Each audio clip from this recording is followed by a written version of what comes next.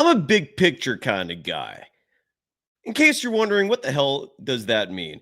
It means 24 hours ago, we had ourselves a program where I wasn't feeling that great about the Warriors. They had just come off a win, but it was against the Phoenix Suns, who are, in my opinion, bottom two in the West. It's them, the Pelicans, and the Kings showed me tonight. Maybe they're just a notch above them. But I didn't feel that great about it. There were so many issues in that win that it just wasn't feel good. We fast forward 24 hours. The Golden State Warriors drive up the I-80. Side note, the I-80 crossover is going to happen tonight.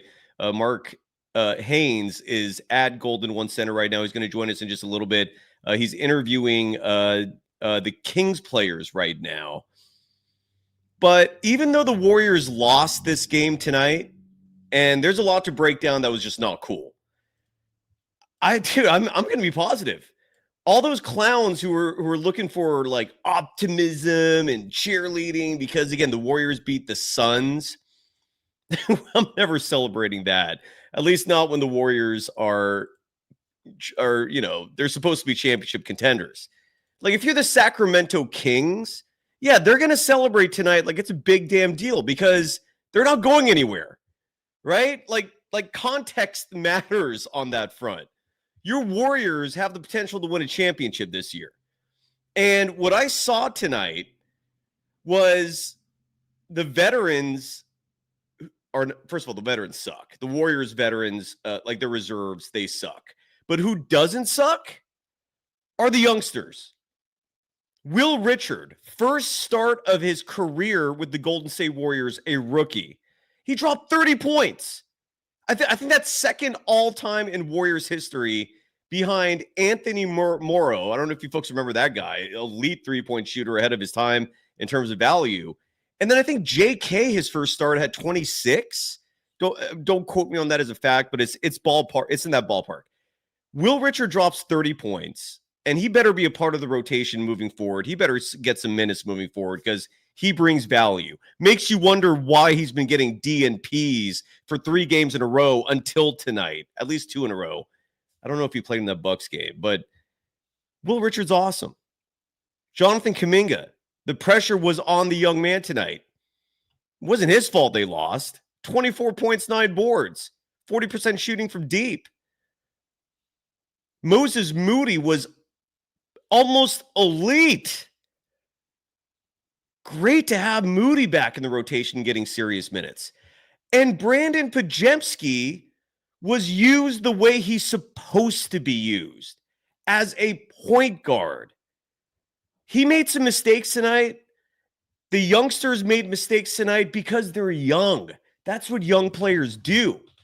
What's inexcusable is Al Horford. What's inexcusable is Buddy Hield, GP2, veterans who, and the center position as a whole, which is a massive, like, just void on this team. If the Warriors decide they want to make a slight tweak to their roster and upgrade that center position, I wouldn't hate it. Because when you look at the numbers collectively for the 3 players who played that position, Quentin Post, who started, Al Horford, again, atrocious night tonight. And I don't know if it's just a lack of rhythm, age, expectations that were way too high. Trayce Jackson-Davis was just kind of like meh. It wasn't a bad game, wasn't a great game. He was just he was out there, he got minutes. You put those 3 together, and I believe they combined, and I'll do the math more specifically. I'll do the math right now. Al Horford played 26 minutes and 31 seconds. Trayce Jackson-Davis played 9 minutes and 2 seconds. That's 35 and a half approximately. And then Quentin Post played 15 minutes, 39 seconds. So that's 50 minutes combined from those 3. 50 and change, maybe even like 51. And collectively, they scored 2 points. Your center position, first of all, the game is 48 minutes. So 2 more minutes than the 48 for your centers. So Steve Kerr was relying on these 3 guys tonight. And they gave you 2 points. 2 in 50 minutes of play. But those aren't the guys you're going to be relying on, big picture. They're not the ones that you're going to desperately need to step up for you in April, and never mind 2-3 years from now, if we're talking really big picture. My point is, even though they lost and they lost to the Sacramento Kings, Mark Haynes is going to join us in just a second. Let's let the little brothers in Sac have their moment tonight, because the Warriors' big picture, I'm elated. I'm excited. I'm anticipating some great things to come for this Warriors team. And hopefully, I'm not counting on it, but I hope Steve Kerr learned some things here that maybe he can pick up on moving forward. Will Richard can play. Moses Moody can play. Jonathan Kuminga can play. Brandon Podziemski can play the point guard position. Podziemski tonight, by the way, even though he had 4 turnovers, because that's what happens when you're actually forced to be a playmaker, to be a point guard, you got to make plays, and you're going to make mistakes sometimes, as opposed to being the safe, like, 2 guard playing the quote unquote connector role, whatever the hell that means. But Podziemski, look, I've said this before and I'll say it again, get 5 assists or more a game. You're good in my book. He had 8. They didn't lose because of Podziemski. They almost won because of his contributions. My whole point here is there were 4 players that stood out in this game tonight. And these 4 players represent the very near future for your Golden State Warriors. I'm talking months ahead. And the long-term future for your Golden State Warriors. I'm talking years ahead. And both those scenarios, micro and macro, are in great hands. So I'm feeling good. I really am. I'm not bullshitting. I feel really good about your Golden State Warriors, despite the fact that they lost tonight. They were missing Steph. They were missing Jimmy Butler. They were missing Draymond Green. And they would have won if just one of the veterans actually stepped up and played. And or if Steve Kerr just made some minor tweaks. What does he have against Guy Santos? Why did Guy Santos only play 6 minutes and 59 seconds all in the first half? Come on, man. Come on. I do not get the Guy Santos hate from Steve Kerr, who, in case you guys forgot last year, wasn't Steve Kerr saying, wasn't he praising Guy Santos, saying things like he's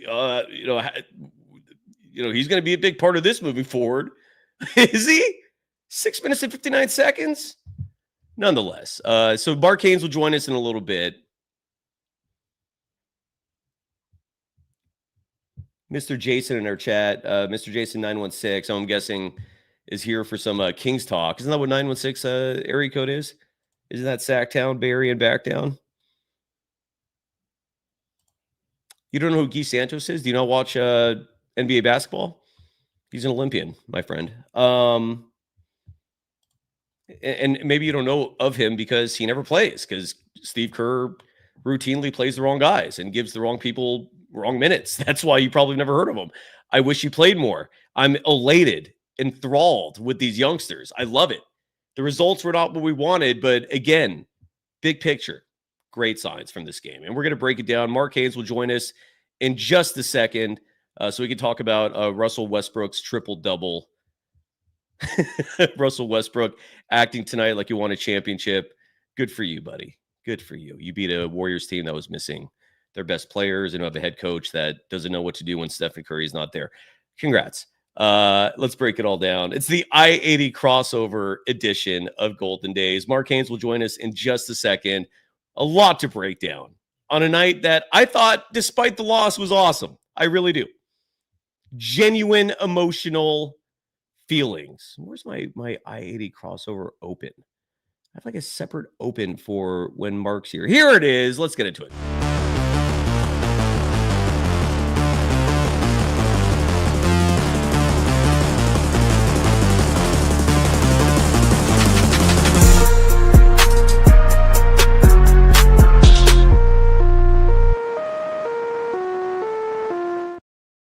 And again, Mark Haynes is going to join us in just a little bit. Again, he's right now interviewing Sacramento Kings players in the locker room. They are in a celebratory mood at Golden One Center. Good for them. Let them have a few bright moments in a season that I'm confident in saying is going to be bleak. for the little brothers up north. And the Golden State Warriors losing this game tonight. It was a phenomenal start. They were leading in the early parts of this game, and I thought that was going to trend throughout, but a few mishaps along the way, a whole bunch of just awful shooting from the bigs, some costly turnovers, some mistakes from the youngsters that were expected. But the Warriors ultimately lose 121-116. Again, in a night that featured a lot of missing players for your Golden State Warriors. But there is a lot to talk about. And I need to, just give me 1 second here as I send myself some notes that I wrote. Forgive me for that. We are powered by FanDuel, the official sports book of Golden Days and the Bleav Network. Funny thing about this game, in terms of a gambling perspective, the Golden State Warriors last night, right when the Warriors and Suns game ended, the Warriors were favored by 3 points. And then Stephen Curry comes to the podium. He's got the sniffles. I think he was the first guy up after Steve Kerr to address the media. Or was it? No, actually, maybe Steph was the first person to address the media, and then Steve Kerr came after. Usually that is not the pecking order. But he's coughing. He's telling people he's got a cold and he's sick. And then Steve Kerr comes up and says, yeah, Steph's not going to play tomorrow. He's going to stay here and rest.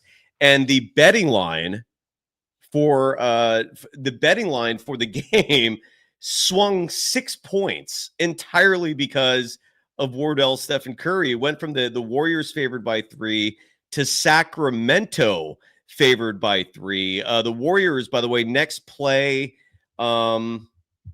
Friday, and the status of the 3 veterans undetermined. And Friday is where the grueling part of the schedule, arguably the hardest part of the schedule, and thankfully they're going to get it out of the way now. You see all these back-to-backs going on. They're not going to have this flurry of back-to-backs in their schedule later in the season. Armando Laura and I broke that down in detail on an episode that did not date itself too much. If you want to go back and watch that.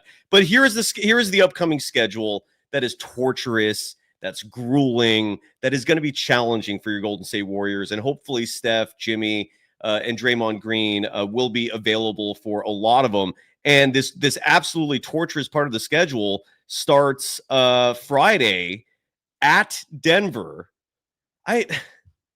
My honest feeling on that is that is such a daunting task. If Steph is not feeling well, don't send him. Just let him sit that one out. What good things could come from sending a not 100% Stephen Curry to the Mile High City? That elevation, that cold. Yeah, in Denver, they're already feeling winter there. Okay, and the players, when they get off the plane there, they feel it. When they're in the arena, they feel it. And I think what's the name of the Nuggets arena? Is it Toyota Center? I don't have that memorized. Or is it Ball Arena? Well, whatever it is, I think the Colorado Avalanche also play in that arena. And when you have arenas like that, where the hockey team and the NBA team share the space, they leave the ice under the court. And so the players can feel that. And it's colder than usual. Gilbert Arbalo in our chat saying it's the Pepsi Center. Okay, thank you for that correction. And I've been there before. I just forgot the name because I'm just getting older. I'm starting to blank some memory issues here. Welcome to aging. But just leave him at home. Leave Steph at home. Please, just what's the point? You know, it's beating Denver in Denver is such a challenge to begin with. Why not just let Steph recuperate and recover? And here's a huge reason why. Because let's say for the sake of argument, you send Steph. Let's say for the sake of argument, Jimmy Butler is back, magically heals between now and Friday. And side note, anytime a player 35 or older has lower back issues, Izal, take it away. Oh, my neck, my back, my neck and my back. Oh. Oh yeah, it's an old man type thing. I used to play that for Andre Iguodala a lot, and did not think it would come back so soon. It is back. But looking ahead, and side note, I look at my phone for the schedule because I have a wallpaper with all the games on it. So they play the Nuggets Friday. They play the Pacers at home on Sunday. why not save him for that? Just please. I'm begging the Warriors. I'm begging Steve Kerr. Just do us a favor. Don't jeopardize these veterans' long-term health with one game in Denver.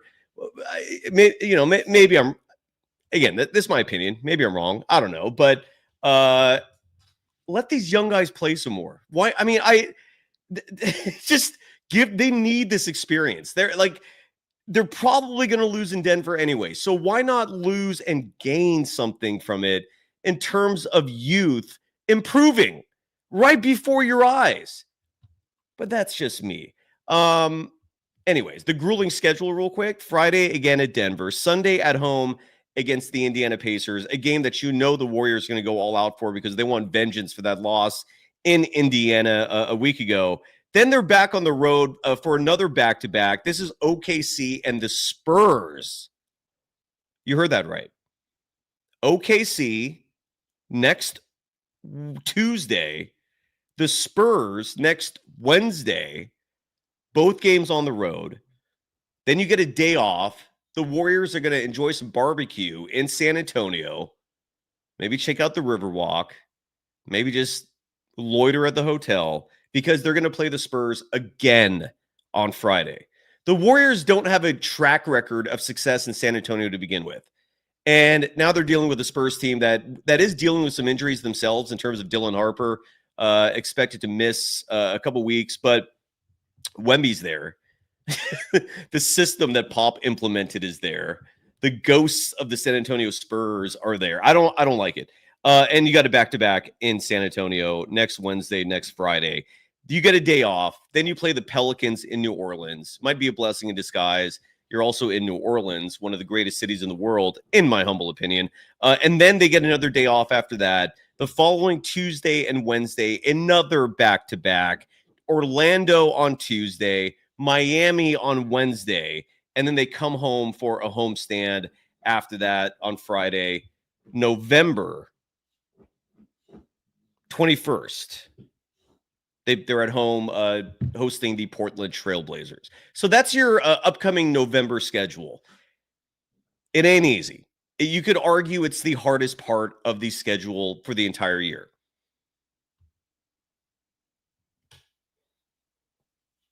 What I'm trying to say is just don't push it with this Friday game at Denver. All right, it's a long season. Let Steph recuperate. If Jimmy Butler's lower back is still bothering him, let him. Oh, my neck, my back, my neck and my back. Oh. And by default, that means Draymond Green should rest because Draymond and Stephen Curry, just like Steve Kerr and Stephen Curry, are tied to the hip. And if Steph ain't playing, let Dre have his time off too. Just my 2 cents on it. Our FanDuel player of the game tonight is an easy one. Will Richard, the rookie from Florida, a second-round pick. Mike Dunleavy Jr.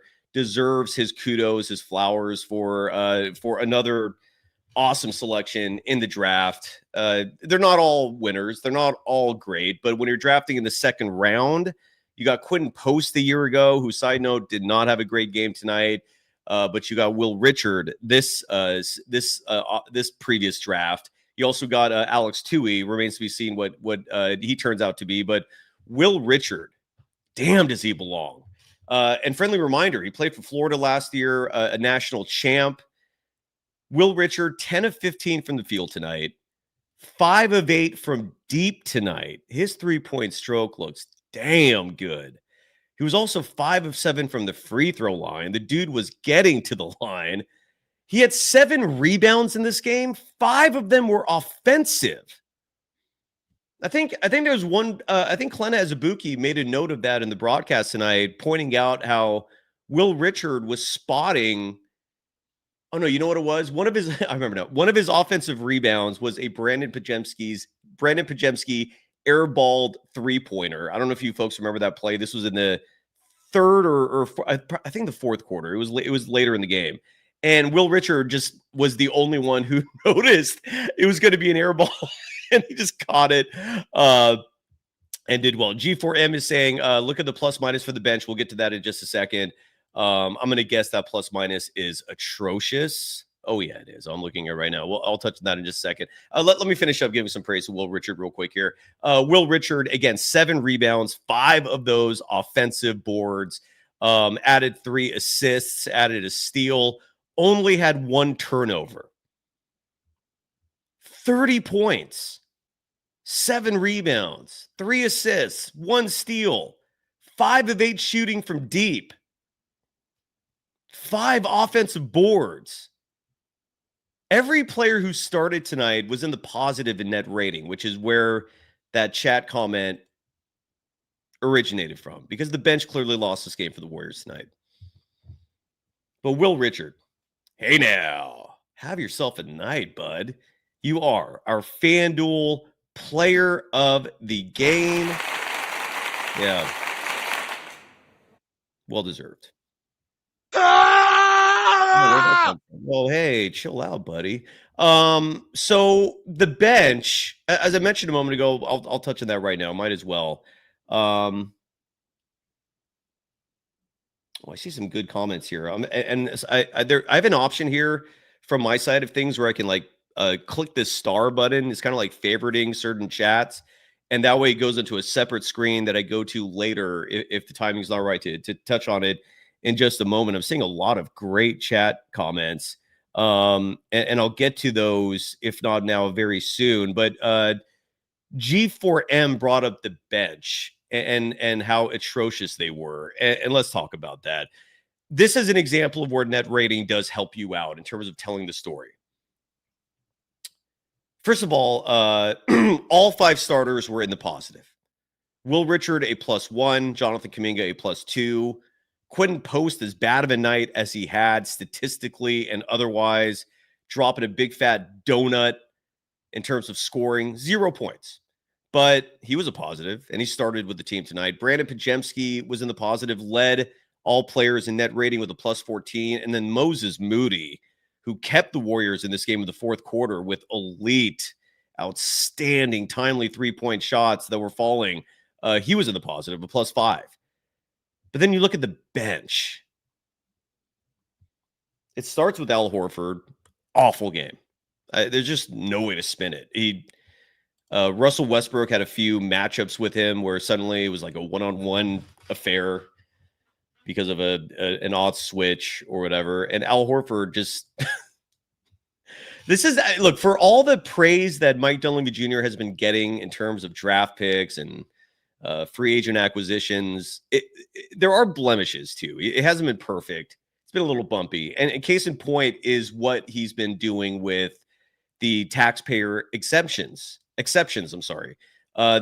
teams are granted if they're in a fortunate position with the salary cap. Last year, they used the mid-level exception, the entirety of it, which was $13 million, more specifically $12.9 million, and he used it on DeAnthony Melton.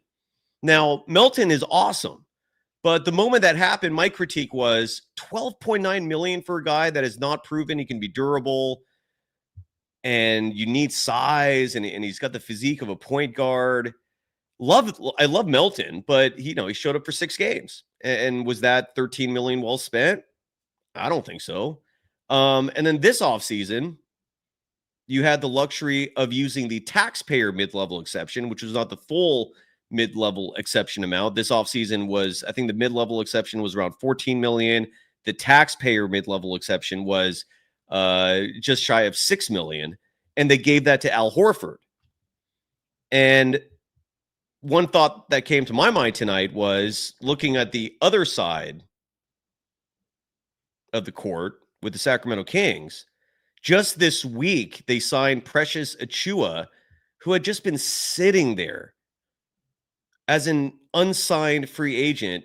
And maybe this is a bold take. Maybe this is a dumb take, but I'll say it. What I was thinking tonight, I'd rather have Precious Achiuwa than Al Horford. You could have had him for a fraction of the cost. You could have had him without committing that second year. Desi thinks that's dumb. Why?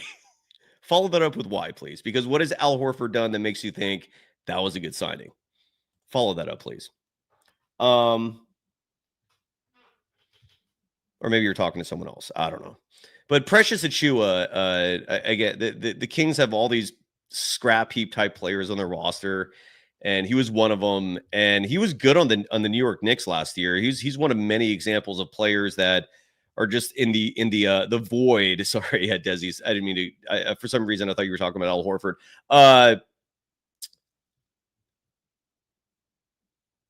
Yeah, Al Horford sucks so far. Has not been a good start. Now, I did see someone on the social media side of things bring up an interesting point I read, which was he hasn't been able to develop a rhythm. He can only play. He doesn't play. I'm sorry, he can't play back to backs. So, and that's the Warriors have been just riddled with these back to backs early in the schedule. Again, once they get through November, the rate of back to backs is going to plummet. It's not. You're not going to be seeing it at nearly the same clip we're seeing it now. Like, you're going to see it maybe once a month. You might see one back-to-back here and there for the rest of the season. But the NBA just loaded these up on the Warriors early. And Al Horford doesn't play back-to-backs. And so I saw someone express an opinion that maybe Al Horford, because he can't play these back-to-backs and, he's in, sometimes he just is inactive for almost a week, that it's hard for him to get a rhythm going. But then stop putting up these threes, and if you're Steve Kerr, do a better job in terms of picking what nights to play him, what moments to play him, because Al Horford was part of this bench. And I'll go through all the net rating numbers first, and then I'll tell you what Al Horford did. Al Horford net rating wise on the bench tonight, -3. Guy Santos, again, he only played 6 minutes, 59 seconds, -2. Buddy Hield, who defensively is a massive liability out there, -13. Pat Spencer, who I was a little surprised at the minutes. I don't think net rating reflects how his overall performance. Like, I wouldn't blame this game on Pat Spencer, but he had a team worst -19. And I think that's an example of where net rating is not entirely accurate.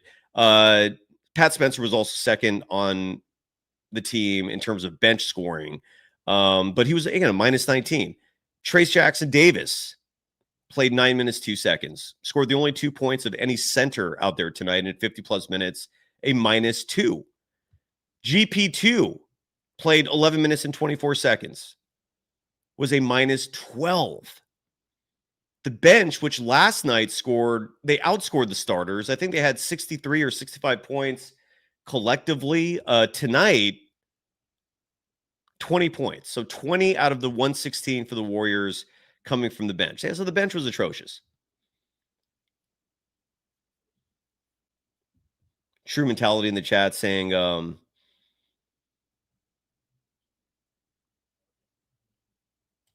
that even Bol is still out there. I don't know if Bol's the answer. The guy I wanted was Chris Boucher, who's now with the Celtics. Trey Lyles, I would have preferred. I mean, there's a lot of options. So Al Horford, this is not working out so far. The Professor Armando Laura, you should brag. You deserve it. You were way before anyone else in saying this wasn't going to work out. And look, big picture, maybe the Professor will not be right. Maybe the Al Horford thing will work out. It's still early, but he played 26 minutes, 31 seconds. Jesus Christ. 0 of 8 from the field. 7 of those 8 field goal attempts were 3-point shots. Did grab 7 boards. Did have 2 assists. Did have 2 steals. No blocks. A -3 in net rating. No points. Eek! Not good. Not good at all. Quentin Post. Let me just give you the 3 centers real fast, and then I'll give you some good numbers here, because there were 4 players tonight that I thought were exceptional, and they all represent the future. Again, this is why I'm positive tonight. And if you look at me and go, what is this weirdo doing? He's peeved when they're winning games. He's got a smile on his face when they're losing games. What the hell is wrong? Why am I tuning into this show? Because I think big picture, man, because the youngsters who kicked ass tonight, they represent potentially the next 10, 15 years of Golden State Warriors basketball.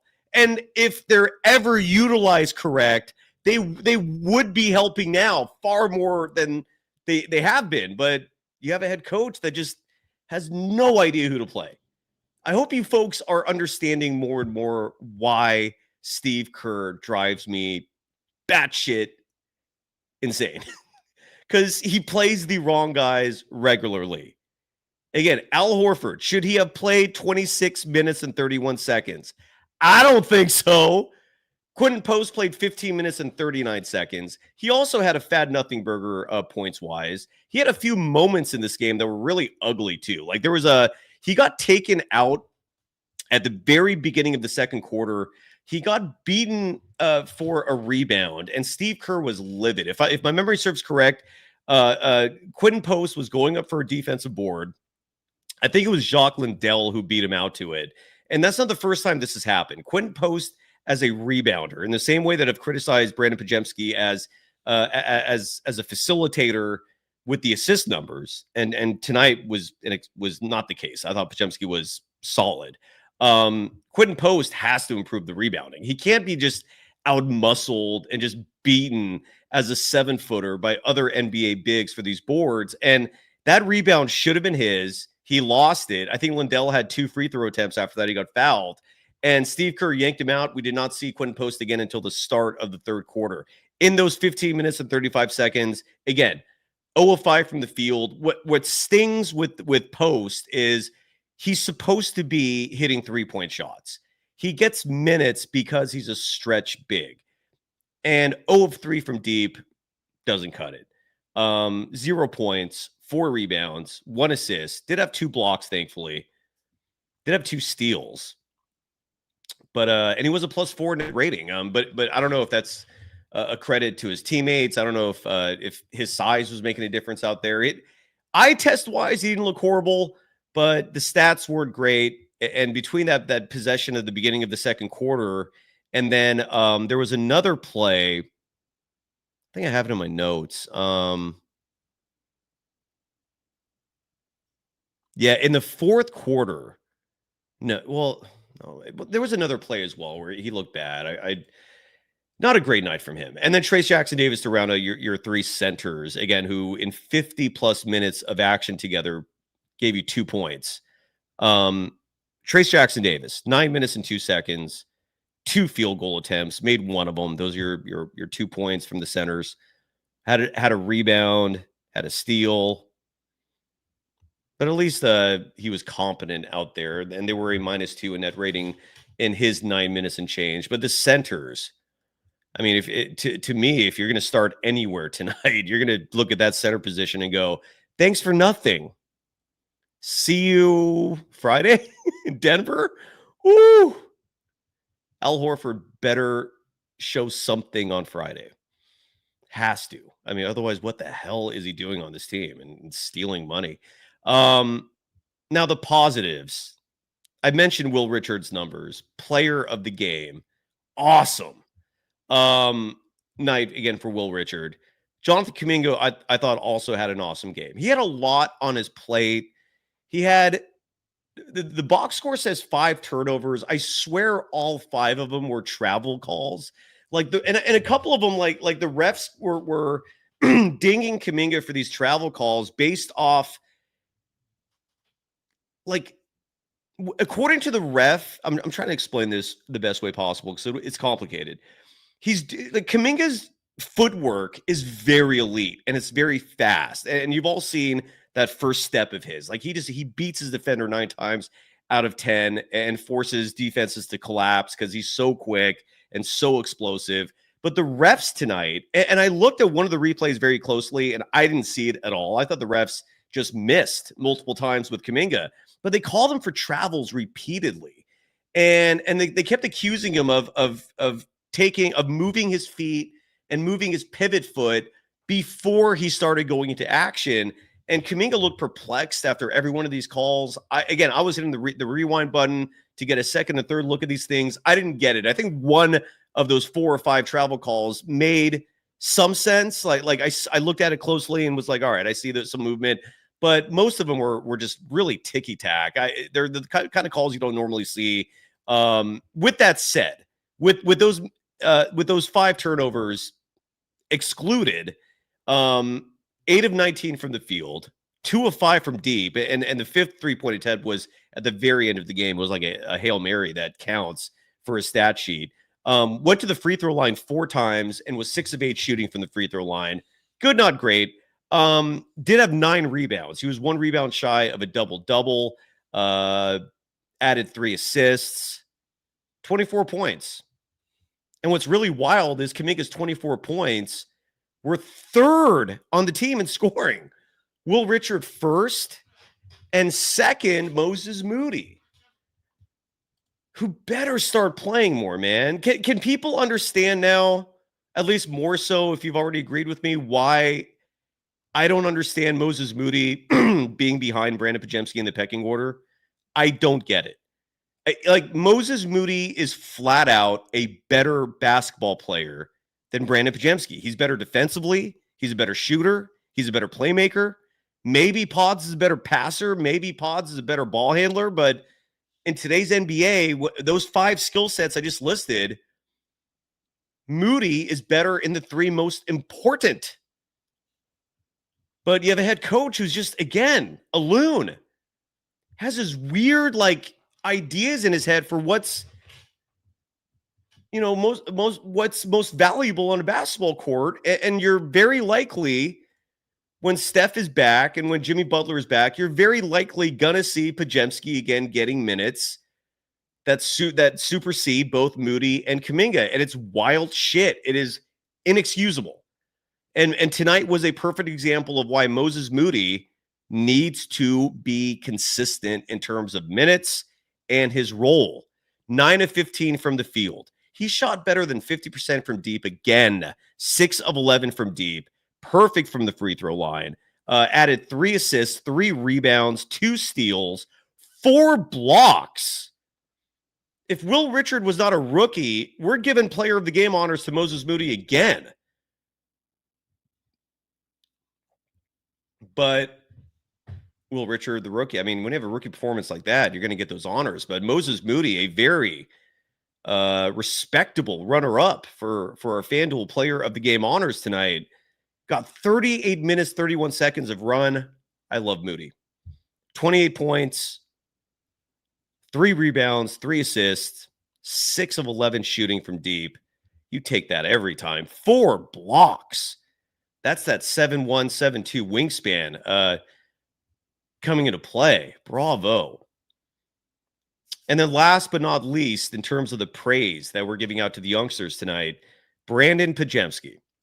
And I've said this before, and I'll say it again. Oh, and we got Mark Haynes in the house, dude. There we go. Coming to us from Golden One Center. Let me get the proper overlay. But just to finish up what I was saying here, Mark, and then we'll talk Kings, because I know you got a lot to talk about. Great night for the club. Brandon Podziemski had moments that were a little sussy. There were some turnovers that, you don't normally see. There was a 8-second half-court violation on Pods in the 4th quarter. His box score for the night. But despite all those things, he played the position he's supposed to play. Brandon Podziemski needs to be handling the rock. He needs to be bringing the ball up. And he should not be the guy counted on to give you points. And unfortunately, when he's playing the 2-guard position, it's almost like a void some nights when he's out there. But tonight, it was awesome. 5 of 10 from the field. He even hit his threes. He was 50% shooting from there. Had 1 trip to the free throw line. It was a perfect 2 of 2. Brandon Podziemski added 9 rebounds, tied with Jonathan Kuminga for the team lead in that department. Had 9 assists. I thought he had 8. He actually had 9. So 14 points. Did have 4 turnovers. Very uncustomary of Podziemski. But again, that's part of the territory when you're playing the point guard position. So 14 points, 9 rebounds, 9 assists, a team leading plus 14 in net rating in 31 minutes and 3 seconds of play for Brandon Podziemski. I will not complain about Pods anytime he is playing the right position. Okay. Like Sticker loves to talk about fit. Well, this is your fit for Brandon Podziemski. The one the point guard position. Stop playing him at the 2. It's outrageous. Now, speaking of players who can handle the 1 and the 2, Mark Haynes joins us, host of Bleav In Kings. And again, the I80 crossover, we're supposed to do tonight, but the Warriors have been getting in the way of that. You've had your hands busy with the Kings. Great to see you, brother. People could follow you on Twitter, Thread, social media in general at Mark Haynes NBA. And your boy, speaking of big guards, I'm guessing you're going to start with Russell Westbrook, who had himself a night. Do you have the box score in front of you, or do you want me to read I do. Yeah, I do, actually. Good to see Russell Westbrook, 23 points, 16 rebounds, 10 assists. This was by far the best game Russell Westbrook has played as a member of the Sacramento Kings. Agreed. He was the reason. Obviously, the Warriors were without, Jimmy Butler, Steph Curry, and Draymond. But, out of all the players playing today, he was the reason why the Sacramento Kings won this game. If you don't have Russell Westbrook on this roster, this is easily a game the Warriors probably win, with having like Will Richard going crazy, scoring 30, and Kuminga 24. Moody had 28. I didn't know that. But Did you see his whatever. 3-point? Look at his 3-point shooting real fast while you're looking at Moody. Six of 11 from 3. Yeah, and the Warriors played a good game. I think, the Dubs have a lot of things to be proud about, in this loss. But yeah, it was just, it feel like we turned the clock back, 6-7 years, maybe a little longer than that. And it was just too much Russell Westbrook, man. He was everywhere, man. He was. On the glass, making plays for others, scoring when needed. He was 9 of 13.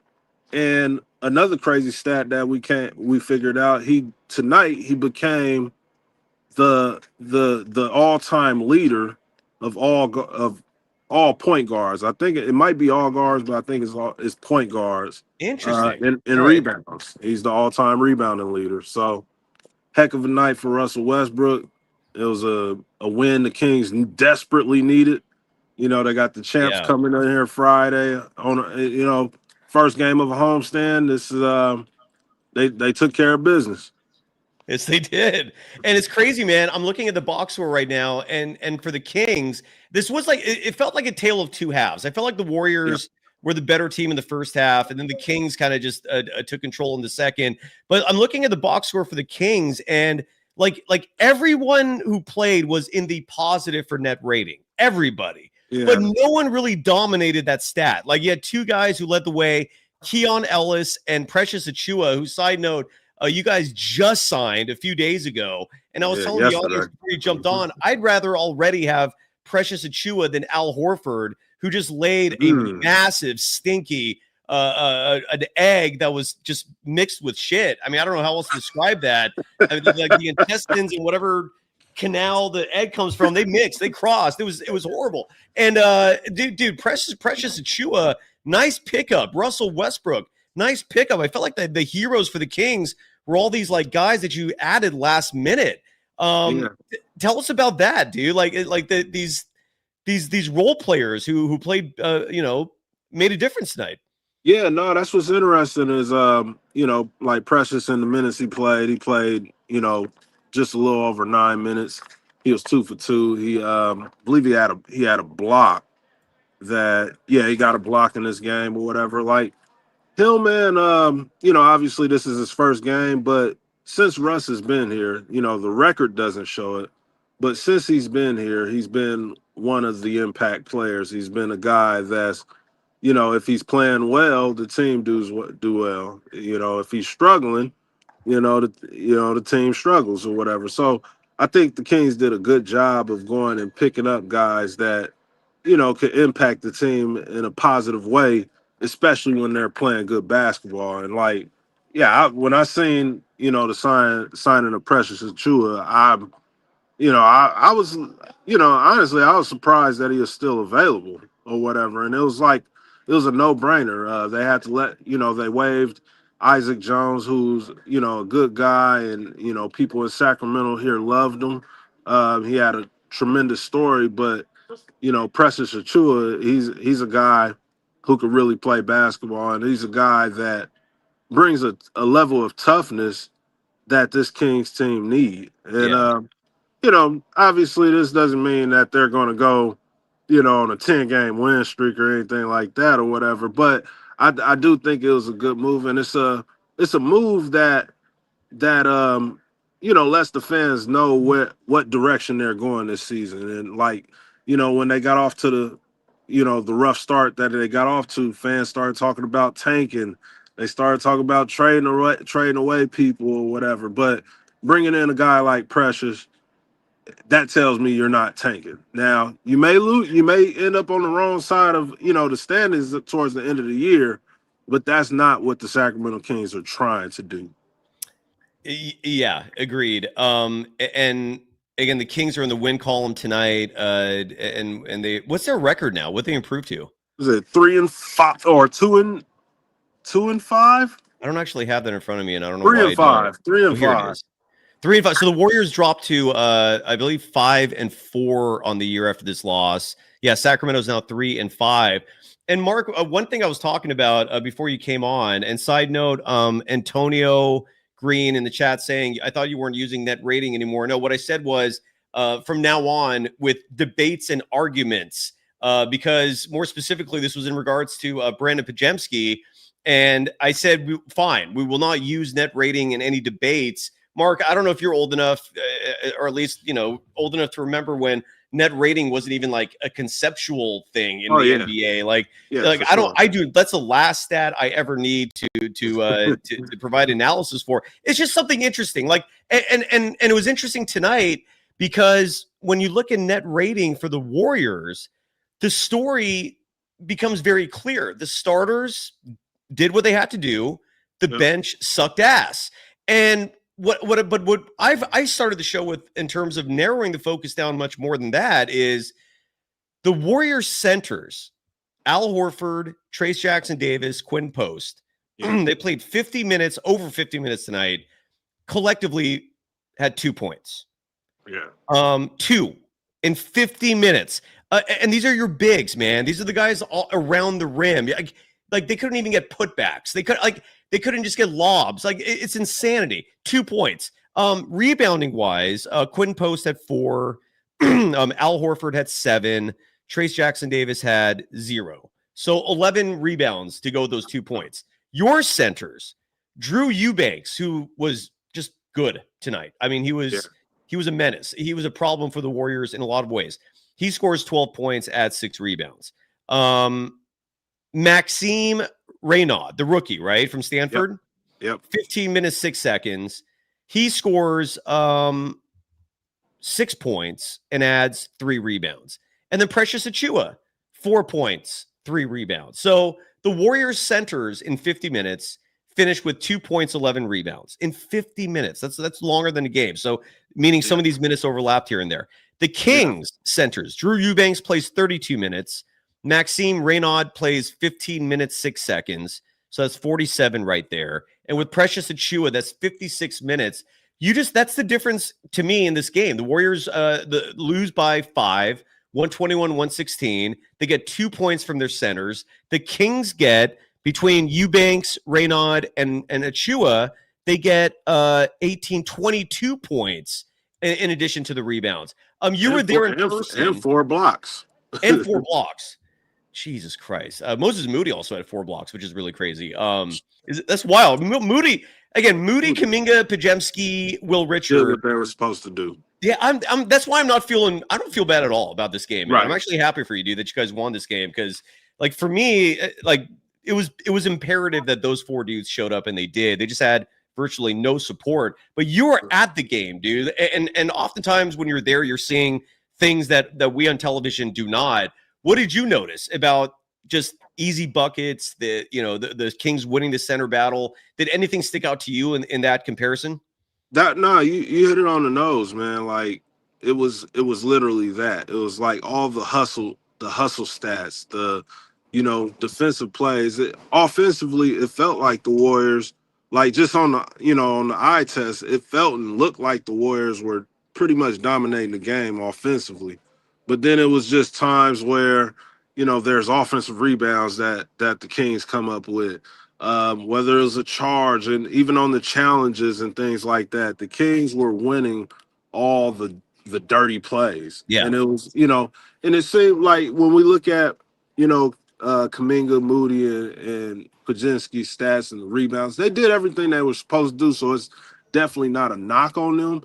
But nothing seemed, when you look back or think back on it, nothing really seemed impactful per se, if Yeah. that makes sense. It does. But in the same breath, like you're without all those impactful players in Jimmy Butler, Steph Curry, and Draymond. So that's where it's like, nah, they did everything they were supposed to do, and the Kings did the same. They did what Yep. they were supposed to do. They were the veteran team tonight. They were the better team tonight, and they went out there and basically taught the young Warriors a lesson. They did. When Yeah. they forced them into a 8-second backcourt call or whatnot. They picked them up full court. They did a lot of good things on defense that they want to do against good teams. Yeah. And I think tonight they got to look at what it could look like if they're able to do this on a nightly basis. But again, you can't forget no Steph Curry, no Jimmy.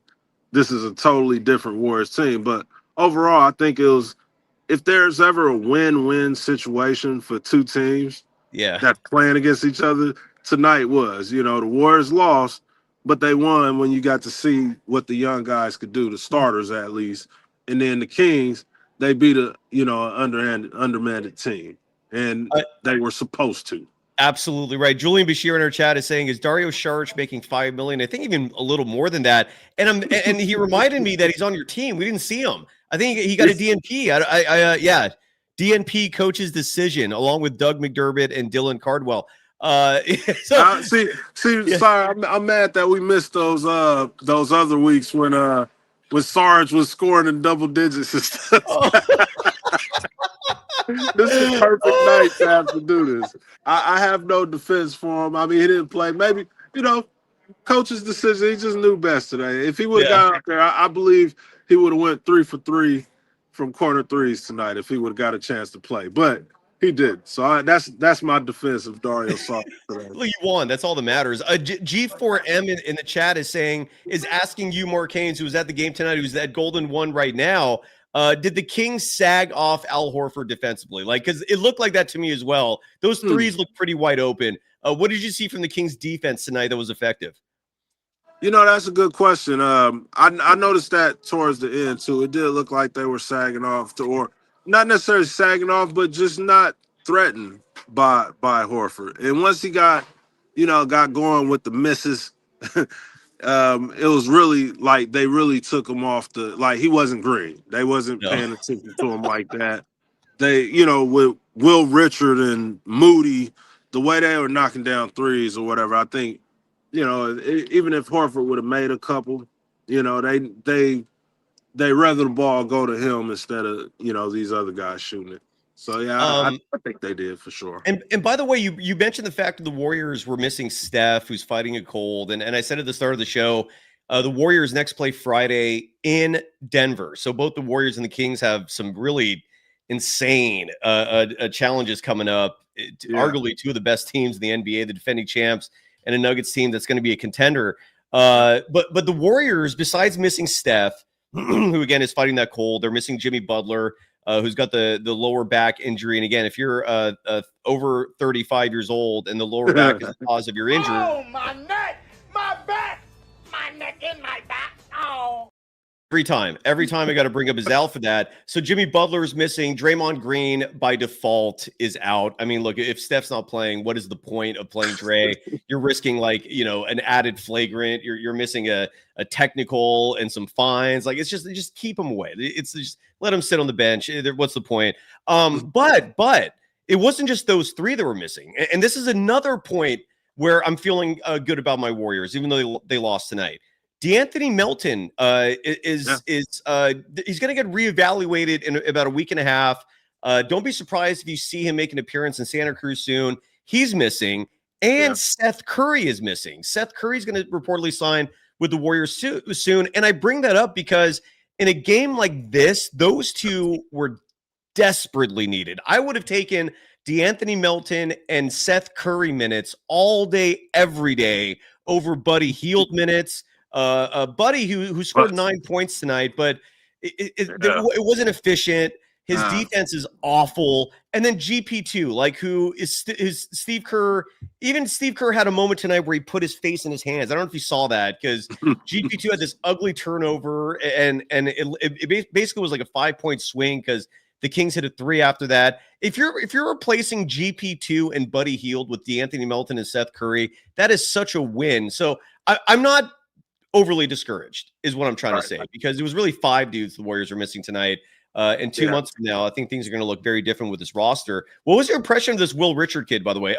First start of his career, a second-round pick from Florida, drops 30 points on you guys. What'd you notice from that? Man, all I was thinking all game is like, how do the Warriors keep doing this? Like, they find guys that they're not on anybody's radar, but they find guys who can just play basketball and can play, not just play basketball, can play with them, play with the Warriors, play with Steph and those guys. And that's hard to do. It's hard to find young guys who can play with veterans and things like that. And he's just somebody that, like, man, he looked great. He looked great. And everybody was impressed by him here. And like, a couple of media members in the press conference room, and they was like, didn't the Kings have a workout with him? Like, did he come work out in the summer? And I couldn't confirm if he did or not or whatever, but he did. Yeah, man, this dude, he looks like a stud. I thought the Warriors handled DeMar DeRozan fairly effectively, even though he did finish with 25 points on 8 of 20 shooting. He added a bunch of trips to the free throw line, man. And the Kings had 10 more free throw attempts in this game, and they hit 84.8% of them. The Kings 28 of 33 from the free throw line. The Warriors 19 of 23 from the free throw line. But to me, Mark, and I don't know if you agree with this or not, I feel like this game was decided in the third quarter. The Warriors went into the tunnel, and the Warriors and Kings went into their tunnels at the half with the Warriors leading 62-57. They still had momentum. It felt like they were in control of this game. And then that third quarter happened, and 2 things stuck out in that third quarter. And you can obviously provide your perspective from the Kings, but for the Warriors, like what I saw in that third quarter was a lot of foul calls and a lot of free throw attempts. And Jonathan Kuminga found himself in foul trouble early. Like with 15 minutes in the game, he picked up his 5th foul. And then interestingly enough, in between third and fourth quarters, they retracted one of those fouls and they gave it to someone else.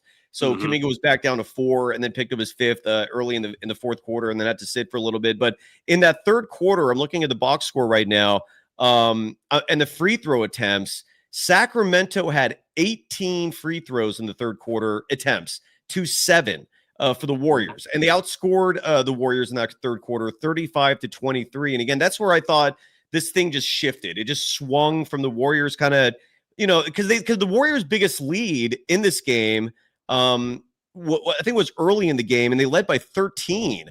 And again, it looked early on like they might have had full control of this one, and the Kings kept chipping away. And I also didn't like the fact that Steve Kerr, I don't know if you thought it was peculiar. Sorry to talk so much here, but Steve Kerr, like Kuminga had a hot start to this game.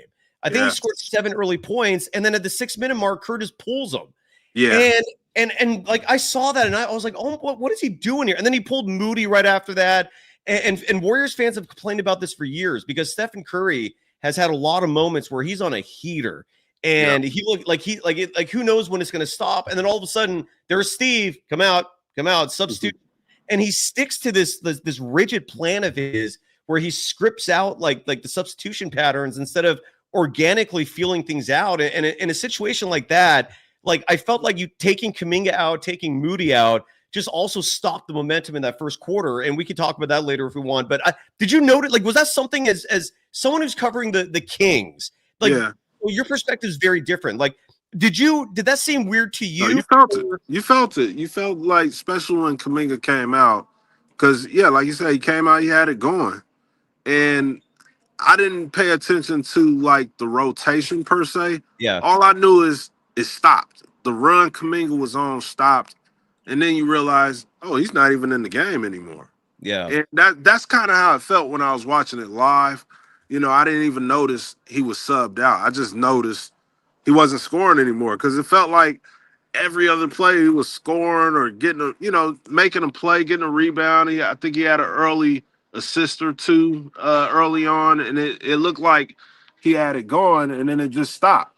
And yeah, so that was weird. That was definitely needed for the Kings. I think it definitely helped them weather that storm because it looked like it was going to be another game where the Kings. This happens all the time. The Kings will play a team and the superstars will be out. There'll be no stars. It's a game. It's like, all right, the Kings should win, and somehow they come out and put up a dud and lose anyway. Yeah. And it felt like that's what was going to happen, especially in that first quarter. And then I would say the rotations, help keep the Kings back, keep the Kings in this game. It's just it's endless, dude. And I'm like the only one that ever seems to notice this. It's crazy. R. Jonesy in the chat dropping $1.99 saying, "Weren't y'all dissing Russell Westbrook?" Mark, you weren't dissing Russ, were you? I love the Brody, man. Yeah, I didn't think so. I've had my moments, and tonight's a mea culpa. He had a fantastic night. I have not been innocent. I do not claim innocence at all. I have been a critic of Russell Westbrook at times, like a lot of people. So tonight he shut me up. But that third quarter, dude, what did anything stick out to you in terms do you feel like the Kings figured something out in terms of like attacking a weak point for the Warriors? I mean, there were, because the whistle was being blown a lot in that third quarter. I'm trying to see if this box score has foul calls. Oh, it does. The Warriors were called for 11 fouls to 6 for Sacramento in that third quarter, resulting in that free throw disparity of 18 attempts to 7 for the Warriors. That's 9 points, and a 9-point advantage for the Kings in that third quarter. Did you notice anything in terms of like what they were doing specifically that exposed the Warriors to go to the free throw line as much as they did? Like, did size play a part in that? Was it a mismatch, or is it just sometimes shit just happens? I don't know. Like, I think in that third, especially once the fouls, because the fouls happened, it piled up quickly. And when you got a guy like DeMar DeRozan and even, Russell Westbrook, they're veterans, and they see, you could see the frustration in the players' eyes when, the whistle kept getting blown. And I think they made a valiant effort to, attack the paint. It was like, we're going to try to get to the line. Malik Monk came in and, he kept the pace going, and they kept, it seemed like the Kings just stayed in the paint, from that point on. And I think it was planned. I think it was, they knew that they had the Warriors at that point where, the referees, the whistle was on their side, and, like the veteran club that they were tonight, compared to the young Warrior team, they took advantage of it. They knew they had the refs on their side. They shot the ball well from the free throw line. That's something the Kings haven't done in the last 2 seasons. The Kings, I believe the last 2 seasons, they've been, at least 25th or lower in free throw percentage. So, the fact that they're knocking down free throws, their confidence, is up in that matter. But I think they smelled blood in that third quarter when they knew that they could get to the line. And again, this box. First of all, I didn't know the Kings traditionally dating back a couple. I didn't know their free throw shooting was that bad. I would not have believed that from watching tonight. They were 28 of 33 from the free throw line, 84.8%. The only folks missing free throws for the Kings, Drew Eubanks was 2 of 4, Neek Clifford 1 of 2, Dennis Schroeder 3 of 4, Malik Monk 7 of 8, and that's it. Everyone else who had free throw attempts made all of them. Led by DeMar DeRozan, a perfect 9 of 9. And this Russell Westbrook box score, man, 23 points, crazy, 10 assists, 16 rebounds. He's just a menace, dude. Like, he's just one of these guys that has like this endless, boundless energy. Like some people have that, Yeah. right? Like it wouldn't surprise me if he got up at 6 a.m. every day. Like if he was one of those dudes that just can't sleep in, right? You're just that's why I tried to get him to drop some gems for us or whatever. Malik Monk said, he want to know what he eats, what time he wakes up in the morning, like everything. Because the energy is just crazy. He's turning 37 in, I believe, in a few days. Yes. And the guy's just not slowing down, man. He got his energy is been contagious around here. It's been like I think I said that. I think I said it on our show here. It could have been another place too, but I think Russell Westbrook was everything that this Sacramento Kings team needed. So I think it's a perfect fit, and I think we're gonna have I think he's gonna have a great year. I think he's gonna have another year or better than he had last season. Because this is a place this is a place that wanted him. The fans like him here. And a lot of what I think Russell Westbrook's struggles have been in the past has just been confidence. And this is a place that, historically, you look at guys that ended their career here, that came from other teams, they had career years. Rudy Gay had his best year here. The list goes on or whatever. I don't have it in front of me. I was actually gonna write that down, but it's a few guys that came here and just had great seasons late in their career, and I think we about to get another one from Russell Westbrook. Oh yeah, great signing for the Kings. Very borderline shocking. It was as last minute as it was, but Westbrook is kind of polarizing depending on who you ask, but a great signing again for the Kings because look, Dennis Schroeder. Like the last time we collaborated, it's been a few weeks. You were talking about how Schroeder was just kind of one of these guys, not really impressing in training camp, not blowing anybody away. But I mean, there were no strong opinions, but he wasn't impressed. Like he was not someone that was a positive note in the preseason and all that stuff. Well, tonight he had a good game. 3 of 5 from deep. 6 of 17 from the field overall. That's not great, but the 7 rebounds, the 7 assists, added a block, 18 points. And some of those shots he dropped were huge. I feel like he was extra motivated playing the Warriors, who he spent a brief amount of time on last year in that weird trade. I forget, who did they even trade to get him? Was it Wiggins? No, it was Wiggins. Do you remember who it was? I don't. Was it? Oh, it was Melton. That's right. It was Melton. And then that was a weird experiment. And then they traded him ultimately to get Jimmy Butler, and that story ends. But what was your take on Dennis Schroeder tonight? Because he's been like game by game, it looks like he's kind of figuring out his role, and I think a lot of people, and maybe even himself, at a certain point, they kind of talked about him joining the Kings like he was creating like a big four here or whatever. But no, it was just they were bringing him in here to be a solid point guard, and that's what he was tonight. He was a solid point guard. He he struggled from the field, but he did other things. He impacted the game. Russell Westbrook was the star of the night. It was, and there's no competition when it comes to Westbrook and Schroeder, but Schroeder just came in and did the things that he needs to do, and that's kind of that's a good sign for any team that's trying to build chemistry or whatever. You want your guys to come in and do their job. He got paid. He got his his deal, and there's no worries there. It's not like he's going to lose money. Now all you have to do is go out there and play winning basketball, and that's what he did. He got it going offensively in the second half. I think that's probably where he did most of his damage. Just getting to the basket, penetrating, driving and kicking. That's all you want, Dennis Schroeder. Use that speed. Create problems on defense. He did a little bit of that. So I think as time goes on, he's going to figure out his role more and more. And I think ultimately, I think he's been a solid pickup. I think he's been a solid pickup. I think he's going to do it nothing but get better. And the graphic, if you're watching this on YouTube, is showing Russell Westbrook adding to his all-time lead in triple doubles. He's the career leader in that category in the NBA. He now has 204 all-time.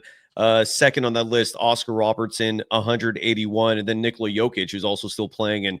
And he's I think he had a streak to start the season of like 3 or 4 games. Yeah. I don't know if he hit 5, but that's your list right there. LeBron James is on it. LeBron 5th all time after Magic Johnson, Jason Kidd, Luka Doncic. A lot of active players on this list. James Harden has 80, Wilt, and then another Kings player, Domantas Sabonis, has 68 of them. I didn't know Sabonis was a triple double machine. Apparently so. He's on the top 10 list. He's been racking them up for sure. Yeah, that's wild, man. And so him and Zach LaVine were hurt tonight. Are those serious injuries, or was it just game time type stuff? Like, what's going on? No, it's not serious. They'll be back.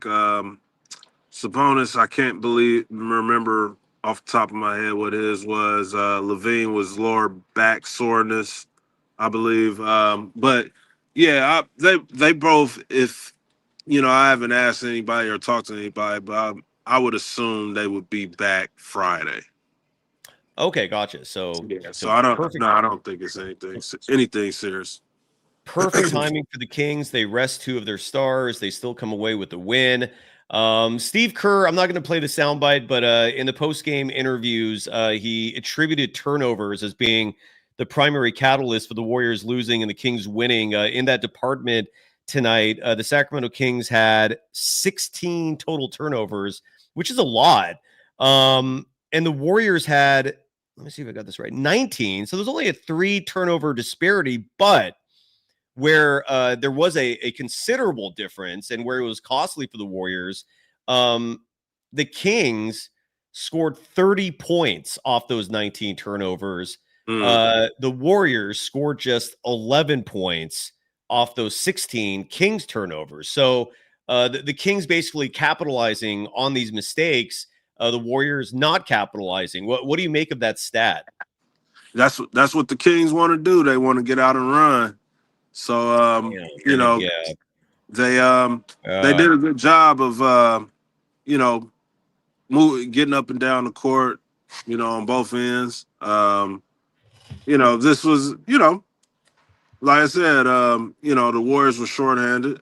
So it's hard on our end. It's hard to give the Kings too much credit. It's just they did everything they were supposed to do. And, the Warriors, they didn't put up much of a fight as far as stopping what they wanted to do. I felt like the Warriors did what they wanted to do offensively. They just didn't score enough. But when it just came to, the overall game and winning the game, the Kings were able to, do everything. They didn't feel much. I don't feel like the Warriors gave them much resistance and friction and in any aspect, especially when it came to the style that the Kings want to play, the brand of basketball that they want to play. I think they executed it, and they got out and ran when they came. They played with pace, and that was, and a lot of that was due to Russell Westbrook. Westbrook, to his credit, menace. He's just he was everywhere. Yeah. It's just the energy thing is crazy, dude. Like he's one of do you have friends in your life who are like that? Like one of my best friends on the planet, Jerry Montgomery. We'd go, and this was back in the days when I'd actually drink and go out and have a good time.